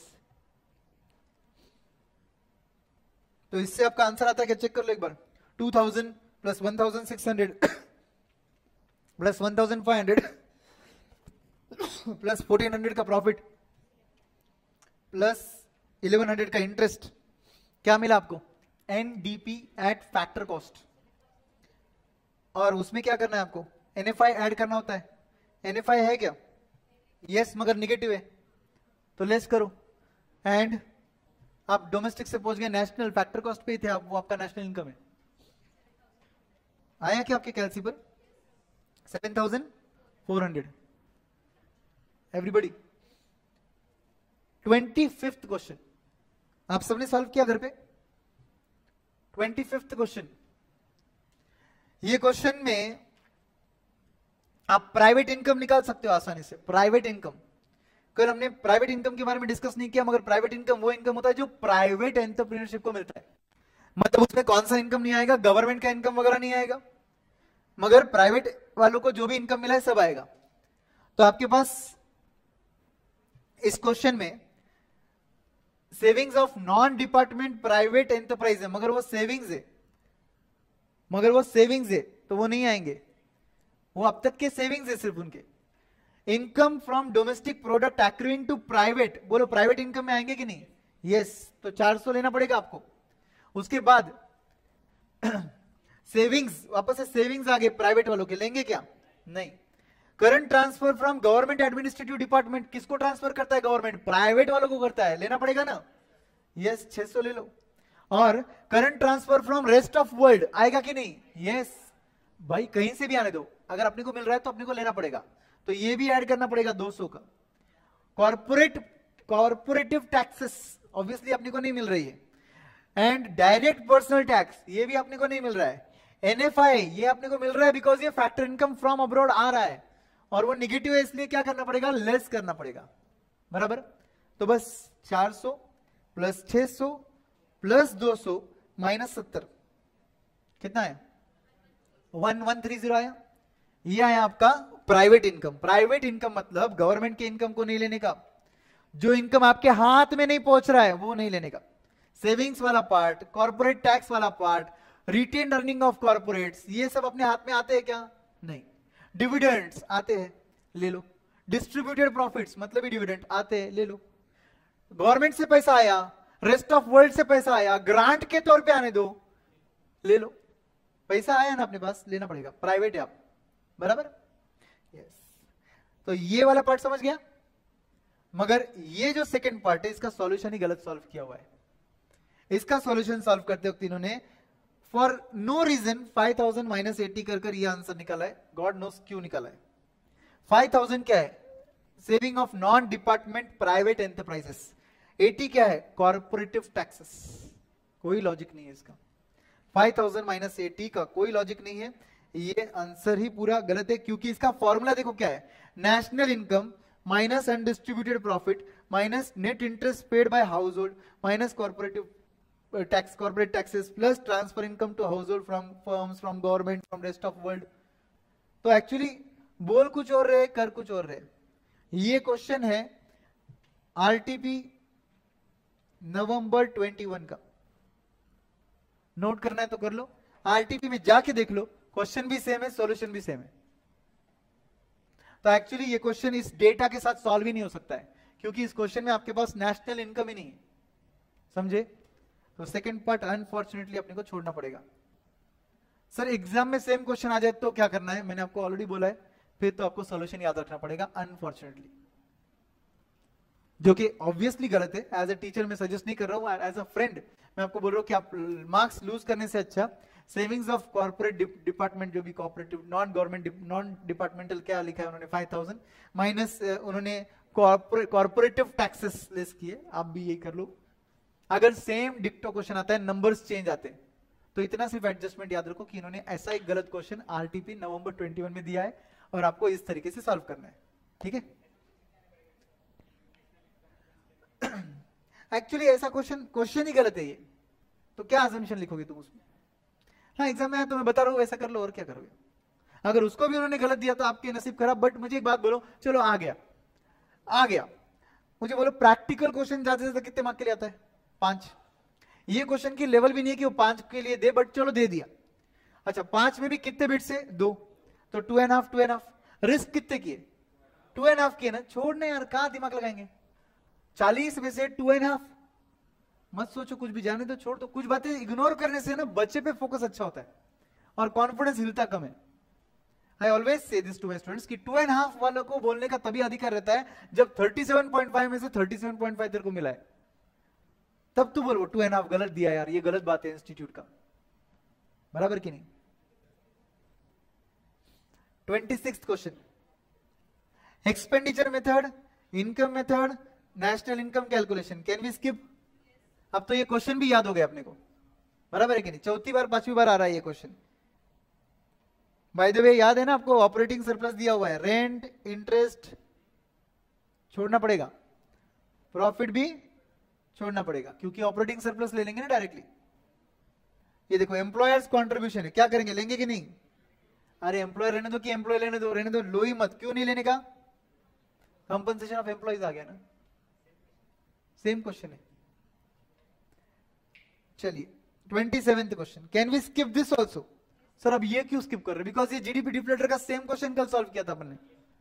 nominal GDP upon real GDP into 100 gives you deflator, and 2 years deflator का डिफरेंस निकाल के divided by last year deflator into 100 करोगे तो आपको एक साल में कितना प्राइस बढ़ा वो समझता है।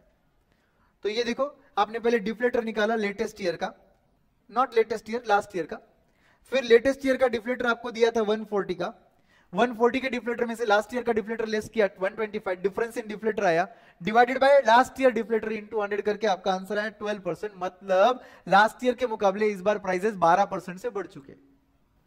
समझ गए? नेशनल इनकम निकालना है, इनकम मेथड है, एक्सपेंडिचर मेथड है। मैं आगे बढ़ रहा हूं, हो गया?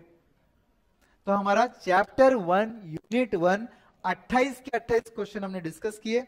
सिमिलर क्वेश्चन रहेगा तो भी कंफर्म किया कि वो सेम वैसे ही है क्या। अब आपको समझ गया क्या क्या वैरायटी ऑफ क्वेश्चंस आ सकते हैं आपके पास। Each and every adjustment you are clear, right? अगर कुछ थोड़ा कच्चा पक्का लग रहा है ना दिमाग में, जैसे कि कंफ्यूजन क्या हो सकता है मैं आपको बोलता हूं, प्राइवेट इनकम, पर्सनल इनकम, थोड़ा कंफ्यूजन हो सकता है। एक काम करने का, दोनों के फॉर्मुलेज लिख के रखने का, एग्जाम में जाने के पहले एलडीआर मार्क करने का। दोनों के फॉर्मुलेज चार्ट बुक में भी दिए हुए, आपके बुक में भी रेडी है, सब जगह रेडी, ठीक है? लास्ट डे एग्जाम के पहले एक बार रीड करके जाने का, और उधर याद नहीं आया, रीड करने के बाद में भी याद नहीं आया, कोई बात नहीं, वंडरफुल। 37 पे फोकस कर, 3 पे मत फोकस कर, ठीक है? Now let's come to chapter 1 का unit 2 which has many concepts. Okay? अब एक एक करके आगे बढ़ते हैं ताकि हमारे सभी कॉन्सेप्ट्स क्लियर होंगे। हम लोग चार्ट बुक का सहारा लेंगे, थोड़ा इजी जाएगा हमको, बट आपको चार्ट बुक ओपन करने की जरूरत नहीं है, मैं ये सब लिखने वाला हूं यहां पर।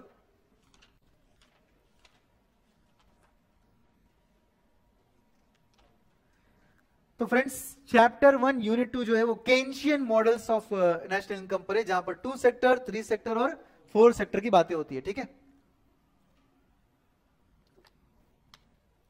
ऑलरेडी आपने देखा C plus I plus G बराबर प्लस X माइनस M। ये जो C होता है ना, C ये होता है कंजम्पशन।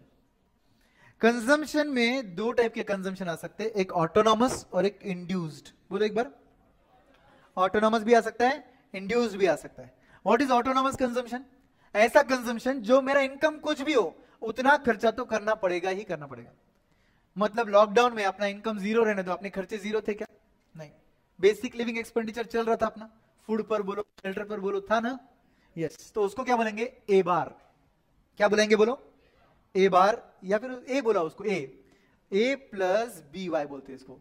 अब ये कंजम्पशन में ए क्या है? ऑटोनॉमस कंजम्पशन है, जिसको सिंबॉलिकली सी बार भी बोलते हैं। सी बार मतलब कांस्टेंट बार कब लिखते हैं अपन? ऊपर जब कांस्टेंट होता है। तो सी बार बोल रहा हूं मतलब consumption is constant. Consumption is constant मतलब it has nothing to do with my income. मेरा इनकम जीरो रहेगा कि बहुत ज्यादा रहेगा कि कुछ भी रहेगा, इतने खर्चे मेरे जिंदगी में लगने ही वाले। क्या बोलेंगे उसको? सी बार या तो फिर ए। ठीक है, what is that? Autonomous consumption. Have you understood this? Okay, now मुझे बोलो, हम सब सेम वैरायटी या सेम रेंज के कपड़े पहने हैं क्या? अभी नहीं ना। इसको बोलते हैं इंड्यूस्ड कंजम्पशन। कोई बहुत गरीब है तो वो नॉर्मल कपड़े पहन रहा है, कोई बहुत अमीर है तो वो क्या कर रहा है? भारी के कपड़े पहन रहा है। मतलब what is that? This is called induced consumption. यहां पर बी वाई में Y is income, Y is income, B is marginal propensity to consume. क्या बोला? मार्जिनल प्रोपेंसिटी टू कंज्यूम मतलब मेरे एडिशनल इनकम का मैं कितना परसेंट खर्च करता हूं, एडिशनल इनकम का कितना परसेंट में खर्च करता हूं, उसे बोलते हैं बी, मतलब मार्जिनल प्रोपेंसिटी टू कंज्यूम। तो ये बी जो है इसको एमपीसी बोलते हैं, मार्जिनल प्रोपेंसिटी टू कंज्यूम, जिसको सिंबॉलिकली बी बोला जाता है। तो सपोज मेरा बी का आंसर 0.6 है, तो 0.6 इंटू वाई हो रहा है। वो क्या मतलब हुआ? समझा क्या? इनकम का 60% खर्च हो रहा है। समझे? मतलब ही क्या हुआ? इनकम का 40% से हुआ। तो जब मैं बोलता हूं MPC 0.6, what is 0.4? MPS. And what is MPS? Marginal propensity to save. समझे क्या? तो can I say MPS is equal to 1 minus B और 1 माइनस एमपीसी, बराबर कि नहीं? सब लोग है क्या मेरे साथ? क्यों ये समझा रहा हूं मैं, क्यों ये समझा रहा हूं? आपको आज यूनिट 2 के क्वेश्चन सॉल्व करने। अटकोगे एक नहीं 50 जगह अटकोगे, कोई बात नहीं, मार्क करो, कल वो लेकर आओ। यहां के डिस्कशंस में इतना क्लैरिटी मिलेगा आपको, अमेजिंग। मगर तब तक के लिए ध्यान दो, ठीक है? तो एमपीसी क्लियर है? What is MPC? Marginal propensity to consume. क्या मीनिंग होता है एमपीसी का? मेरे एडिशनल इनकम का मैं कितना परसेंट खर्च कर रहा हूं, ठीक है? And what is 1 minus MPC? Marginal propensity to save. And what is that? मेरे एडिशनल इनकम का कितना परसेंट में सेव कर रहा हूं, ठीक है? Then there are two terms, APC. By the way MPC का फॉर्मूला भी है, पहले वो लिख लेते। एमपीसी इज इक्वल टू, याद है क्या कुछ? Change in consumption upon change in income. कोई भी फॉर्मूला कहां से कहां पढ़ने का? डिनोमिनेटर से न्यूमरेटर पढ़ने का। सब लोग हैं मेरे साथ? कोई भी फॉर्मूला डिनोमिनेटर से न्यूमरेटर पढ़ने का। डिनोमिनेटर में क्या है? Change in income. अब ऊपर क्या है? Change in consumption. मतलब मेरा इनकम अगर 1000 से चेंज होता है तो मेरा कंजम्पशन 400 से अगर चेंज हुआ तो मेरा आंसर 0.4 आएगा। समझे क्या? अगर मेरा इनकम 1000 से चेंज होता है, मेरा कंजम्पशन 600 से चेंज होता है, तो मेरा एमपीसी 0.6 आएगा। Are you understanding? Okay, now that is MPC. Then what should be the formula for MPS? Change in saving upon change in income. Common sense. Okay, what should be the formula for APC then? What is APC long form? Average propensity to consume. Average बोला ना तो change नहीं लेने का, overall income overall consumption. तो formula क्या बनेगा?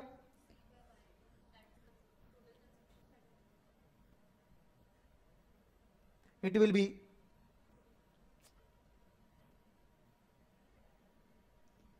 C by Y. What is C? Total consumption. What is Y? Total income. फिर सर ऊपर क्या था? एडिशनल इनकम का एडिशनल कंजम्पशन कितना, नीचे क्या है? टोटल इनकम का टोटल कंजम्पशन कितना। Then what should be APS का formula? Average propensity to save, total saving upon total income. झेपा क्या यहां तक एवरीवन? ये जो आपका बी होता है ना, एमपीसी बी जो होता है ना, इसका वैल्यू 0 से 1 के रेंज में चलता है। 0 से 1 के रेंज में चलता है क्योंकि आपके एडिशनल इनकम का आप 0% खर्च कर सकते हो, 0.1 खर्च कर सकते हो, 0.4 खर्च कर सकते हो, 0.6 कर सकते हो, 0.7 कर सकते हो, 0.9 कर सकते हो, 1 भी कर सकते हो। बराबर है कि नहीं? अगर आप एमपीसी का वैल्यू 1 रख देते हो ना तो आपका सेविंग 0 है। समझ गए?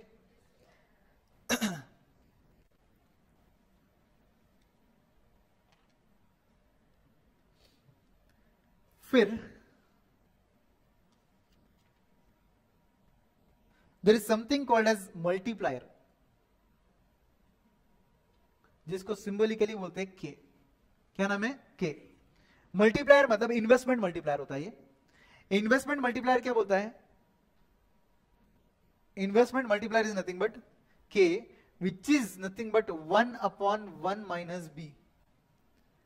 ध्यान से सुनो मेरी बात। मेरी इकोनॉमी में अगर मैं 1000 का इन्वेस्टमेंट करूं और उससे मेरे इकोनॉमी का ओवरऑल इनकम अगर 5000 से बढ़े, मेरा इन्वेस्टमेंट कितने का था? 1000, मगर मेरे इकोनॉमी का इनकम कितने से बढ़ा? 5000, तो मेरा इन्वेस्टमेंट मल्टीप्लायर वैल्यू है 5 times. What is the logic of that?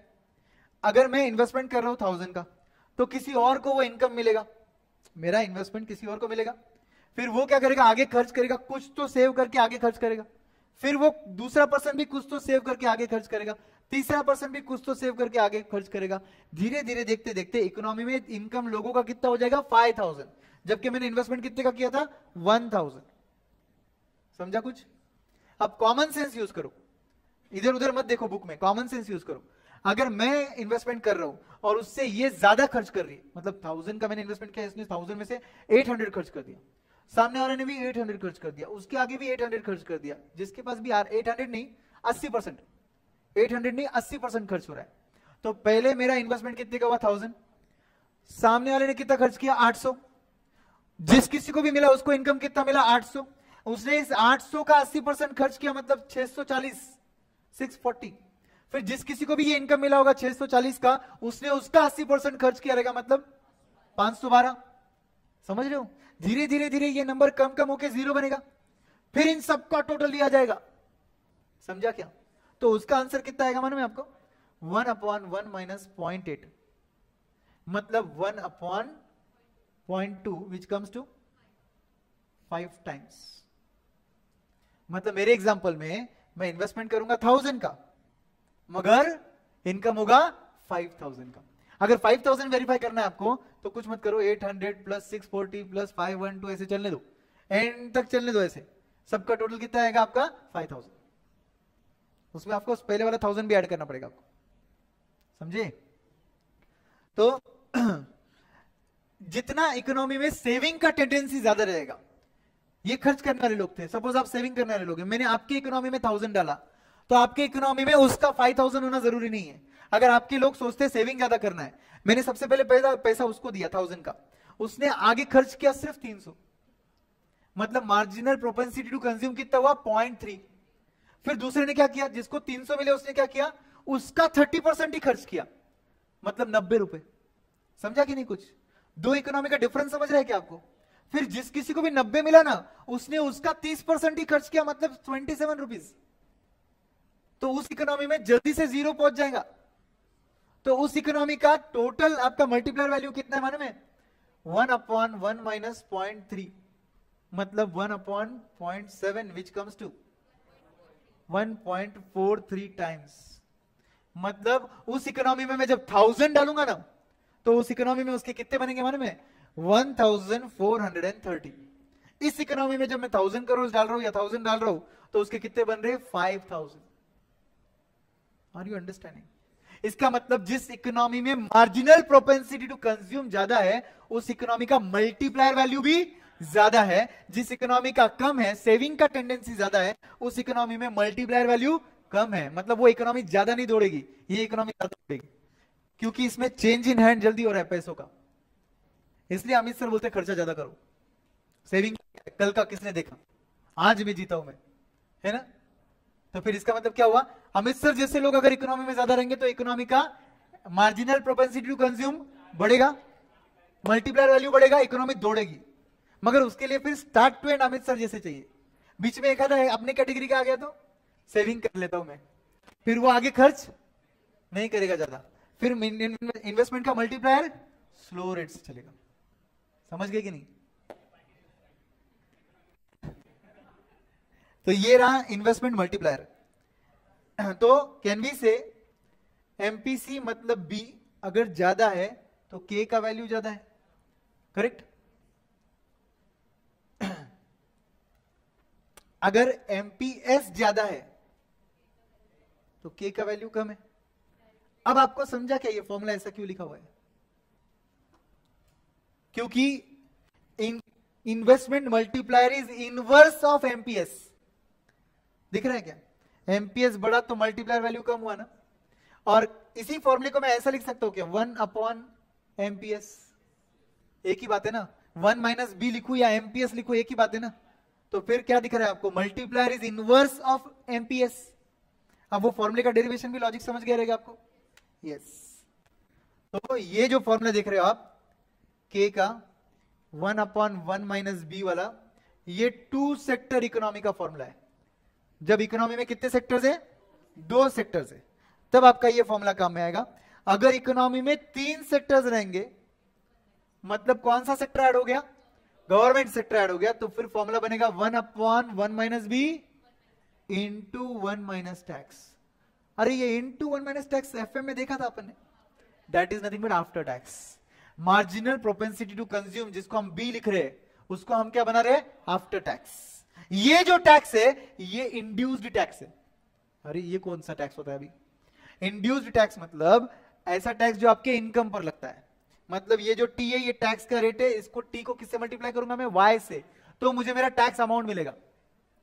There are 2 taxes in economics, one is fixed tax, the other is induced tax. Autonomous tax, induced tax. समझे कि नहीं?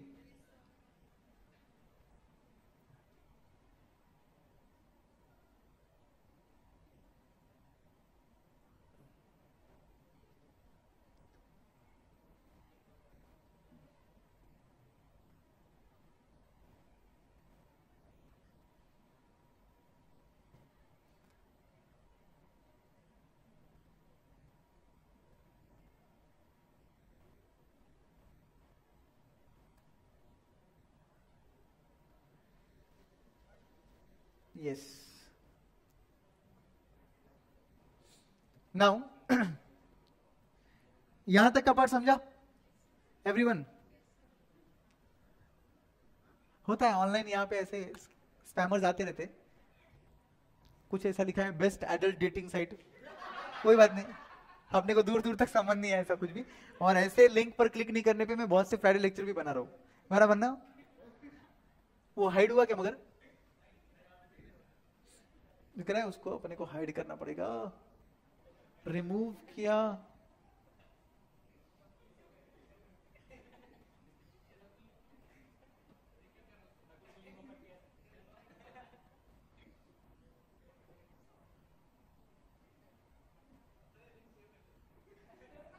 लिंक सेव कर दिया तुमने। चलो, तो टी वाई समझा। इकोनॉमिक्स में 2 तरीके के टैक्स होते हैं, एक टी बार और एक T small T, T Y. T bar जब मैं बोलता हूं तो गवर्नमेंट मेरे से कंपलसरी 100 रुपए या 1000 रुपए लेगा। क्या बन गया वो? T bar. अभी के क्वेश्चन में भी आपके पास 1000 रुपए का कंपलसरी पेमेंट था। मेरे एग्जांपल में कोविड टैक्स 1000 रुपए था। ये क्या है? T bar. ये कैपिटल टी होता है। और स्मॉल टी जिसको वाई से मल्टीप्लाई किया जाता है, वो क्या होता है? इंड्यूस्ड टैक्स होता है। क्योंकि देखो आप, ये टैक्स का रेट किस पर लग रहा है? इनकम पर लग रहा है, तो वो टैक्स का रेट यहां पर लिया गया। समझे एवरीवन? नाउ 4 सेक्टर इकोनॉमी पे आते हैं। 4 सेक्टर इकोनॉमी में फॉर्मूला क्या बनेगा दोस्तों? 1 upon 1 minus B into 1 minus T plus small M. What is small M? Import नहीं, induced import. Induced import. What is induced import? 2 तरीके के इंपोर्ट होते हैं। मेरा देश श्रीलंका अगर है तो कुछ नहीं है देश के पास, फिर भी इंपोर्ट करना पड़ रहा है कुछ ना कुछ बेसिक नेसेसिटीज चलाने के लिए, देश को चलाने के लिए। उसको बोलेंगे कैपिटल एम बार। क्या है ये? कांस्टेंट इंपोर्ट है। क्या है बोलो? Constant import. स्मॉल एम क्या होता है फिर? एक ऐसा एम जो वाई से मल्टीप्लाई होगा, मतलब इनकम बढ़ने के बाद उस पर इंपोर्ट्स पे खर्चा होगा। फैशन ब्रांड्स या एप्पल फोन्स, आईफोन्स पे इंसान कब खर्च करता है? जब इनकम आया तभी खर्च करता है। फकीर रहेगा तो ऐसी चीजें लेगा क्या? वो नहीं। मगर देश अगर फकीर रहेगा तो भी देश को चलाने के लिए देश को ऑयल, फूड ग्रेन्स, इन सब की जरूरत गिरेगी ना? यस और नो? यस, आई क्या बात समझ में? तो ये होता है आपका 4 सेक्टर इकोनॉमी मॉडल का फॉर्मूला। बोलिए अभी तीनों फॉर्मूले क्लियर है क्या आपको? 2 sector, 3 sector and 4 sector. 1/1 minus B, second 3 sector का क्या रहेगा? 1/1 minus B into 1 minus tax, मतलब वो क्या हो गया? बी को आफ्टर टैक्स कर दिया अपन ने। और 4 सेक्टर में क्या हो गया? प्लस स्मॉल एम ऐड कर दिया अपन ने। स्मॉल एम मतलब क्या? इंड्यूस्ड इंपोर्ट्स का रेट। तो स्मॉल एम अगर मेरा 0.15 है, इसका मतलब क्या हुआ? इनकम का 15% मैं खर्च कर रहा हूं बाहर इंपोर्टेड गुड्स पर। समझे कि नहीं? यस सर, वो ऐड क्यों किया? क्योंकि वो भी तो अपना मल्टीप्लायर है ना। यस और नो? खर्च हो रहा है ना। यस, इसलिए अपन ने किया। अगर तुम अच्छे से देखोगे तो ये फॉर्मुलेज ही आपको बस, भले लॉजिक अभी रैपिड रिवीजन इसलिए मैं लॉजिक डिस्कस नहीं कर सकता हूं, बट यस ये लॉजिक हमने रेगुलर बैच में डिस्कस किए। ये लॉजिक भूल जाओ, अब तुम डायरेक्टली फॉर्मुलेज पे फोकस करो, ठीक है? तो अब मुझे बताएंगे आप जी में क्या होता है? जी बार सॉरी टी में क्या होता है? टी स्मॉल टी होता है plus capital T bar, that gives you total taxes, बराबर? Then you have small M and you have capital M bar, that gives you total imports. समझे कि नहीं? This is just for your information, ठीक है? अगर economy equilibrium में होती है, इकोनॉमी इक्विलिब्रियम में होती है, तो इकोनॉमी के सेविंग्स प्लस इकोनॉमी के टैक्सेस प्लस इकोनॉमी का import is equal to economy का सेविंग किस में कन्वर्ट होता है? इन्वेस्टमेंट में, प्लस टैक्सेस किस में जाते हैं? गवर्नमेंट के एक्सपेंडिचर में जाते हैं, जी में जाते हैं, एंड गवर्नमेंट के स्पेंडिंग में जाते हैं, एंड इंपोर्ट्स किस पर खर्च हो जाते हैं? एक्सपोर्ट्स पर खर्च हो जाते हैं। इकोनॉमी जब इक्विलिब्रियम में होता है तो ऐसा होता है। इस कंडीशन को क्या बोलते हैं? इक्विलिब्रियम वाला कंडीशन। जब इकोनॉमी इक्विलिब्रियम में है तो S investment, whatever you save you invest, whatever taxes comes government expends that's on goods and services, whatever you know we import is nothing but we earn that from exports. मतलब actually देखा जाए ना तो ये तीन जो है ये लीकेजेस है, और ये तीन जो है ये इंजेक्शन है। इकोनॉमी के सर्कुलर फ्लो में जो चीजें ऐड करते हैं ना, अपने सर्कुलर फ्लो को भगाते हैं ना, उसको इंजेक्शंस बोलते हैं। उससे सर्कुलर फ्लो क्या होता है? बढ़ता है। इकोनॉमी में मनी का फ्लो बढ़ता है, लीकेजेस से मनी का फ्लो कम होता है। तो जब इक्विलिब्रियम में इकोनॉमी होती है तो leakages is equal to injection होता है। समझ गए?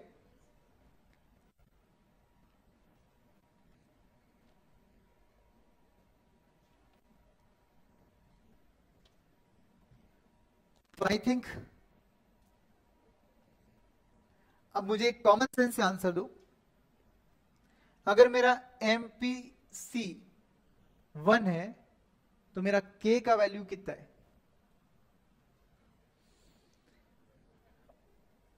एमपीसी 0 है तो के का वैल्यू कितना है? फर्स्ट केस में answer K is equal to infinite आएगा। क्यों इन्फिनिट आएगा? k is equal to 1/1 minus 1 हो जाएगा वो। Anything by 0 is infinite, not defined. Logic क्या है सर?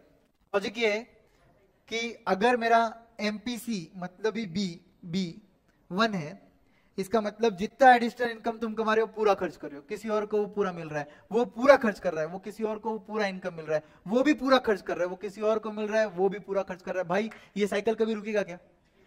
ये नहीं, लीकेज नहीं, ये कंटिन्यूसली दौड़ने वाला साइकिल है। इससे मनी मल्टीप्लायर इनफिनिट हो गया। मगर अगर एमपीसी 0 है, मार्जिनल प्रोपेंसिटी टू कंज्यूम 0 है, तो यही सेम चीज क्या होगी? k is equal to 1/1 minus 0, मतलब 1/1 इज 1, मतलब इन्वेस्टमेंट मल्टीप्लायर वैल्यू 1 रहेगा। क्योंकि जब मैं खर्च करूंगा 1000, सामने वाले को मिलते साथ ही वो क्या कर रहा है? पूरा सेव कर रहा है, किसी और को कुछ मिल ही नहीं रहा है। तो इकोनॉमी में मैंने कितना डाला था पैसा? 1000, और कितना है? 1000, तो मनी मल्टीप्लायर वैल्यू कितना हुआ? 1 टाइम। समझे क्या? यस। तो ये ओवरऑल कॉन्सेप्ट्स थे इस चैप्टर के, और अब इसके बेसिस पर हमको कुछ क्वेश्चन आंसर्स सॉल्व करने हैं। ठीक है? तो क्वेश्चन आंसर्स तो ऑब्वियसली आपको ही सॉल्व करने पड़ेंगे पहले, और उसके बाद हम लोग कल जो है इन क्वेश्चंस को, आंसर्स को अच्छे से डिस्कस करेंगे। इस क्वेश्चन आंसर्स को सॉल्व करने के वक्त, क्योंकि आप ये पहली बार करोगे तो डिफिकल्टी आने ही वाली है। जैसे कि फॉर एग्जांपल मैं आपको बता देता हूँ, कंजम्पशन का फंक्शन ये लोग कैसा लिखते हैं, 20 + 0.8y, बोलो क्या है? 20 जो है वो ऑटोनॉमस हो गया, और 0.8 जो है वो बी हो गया, बी, समझे कि नहीं, इंड्यूस्ड, ऐसे तरीके से लिखा जाता है। फिर इन्वेस्टमेंट भी ऐसा लिखा जाता है, सपोज 10 + 0.2y, व्हाट इज 10 का investment? Autonomous investment, I bar, investment is given by I, तो ये 10 क्या बन गया? आई बार। 0.2 क्या है फिर? इंड्यूस्ड इन्वेस्टमेंट, समझा? And that total gives you total investment. इस तरीके से आपके थोड़े बहुत डिफिकल्टीज आएंगे, बट कोई बात नहीं, आप ऐसे सॉल्व करोगे तो आपको चीजें इजीली समझ जाएगी। सॉल्यूशंस तभी देखना जब आंसर्स नहीं जमे, सॉल्यूशंस देखकर ट्राई करना वापस से कि जमता है क्या। एक नहीं, मैं बोल रहा हूं आप 40 बार देखो सॉल्यूशन, मुझे प्रॉब्लम नहीं है, मगर पूरा सॉल्यूशन देखकर सॉल्व मत करो। जहां अटके उतना ही देखो, फिर आगे बढ़ने की कोशिश करो, कहीं और अटकोगे फिर देखो, ठीक है? Let us stop here.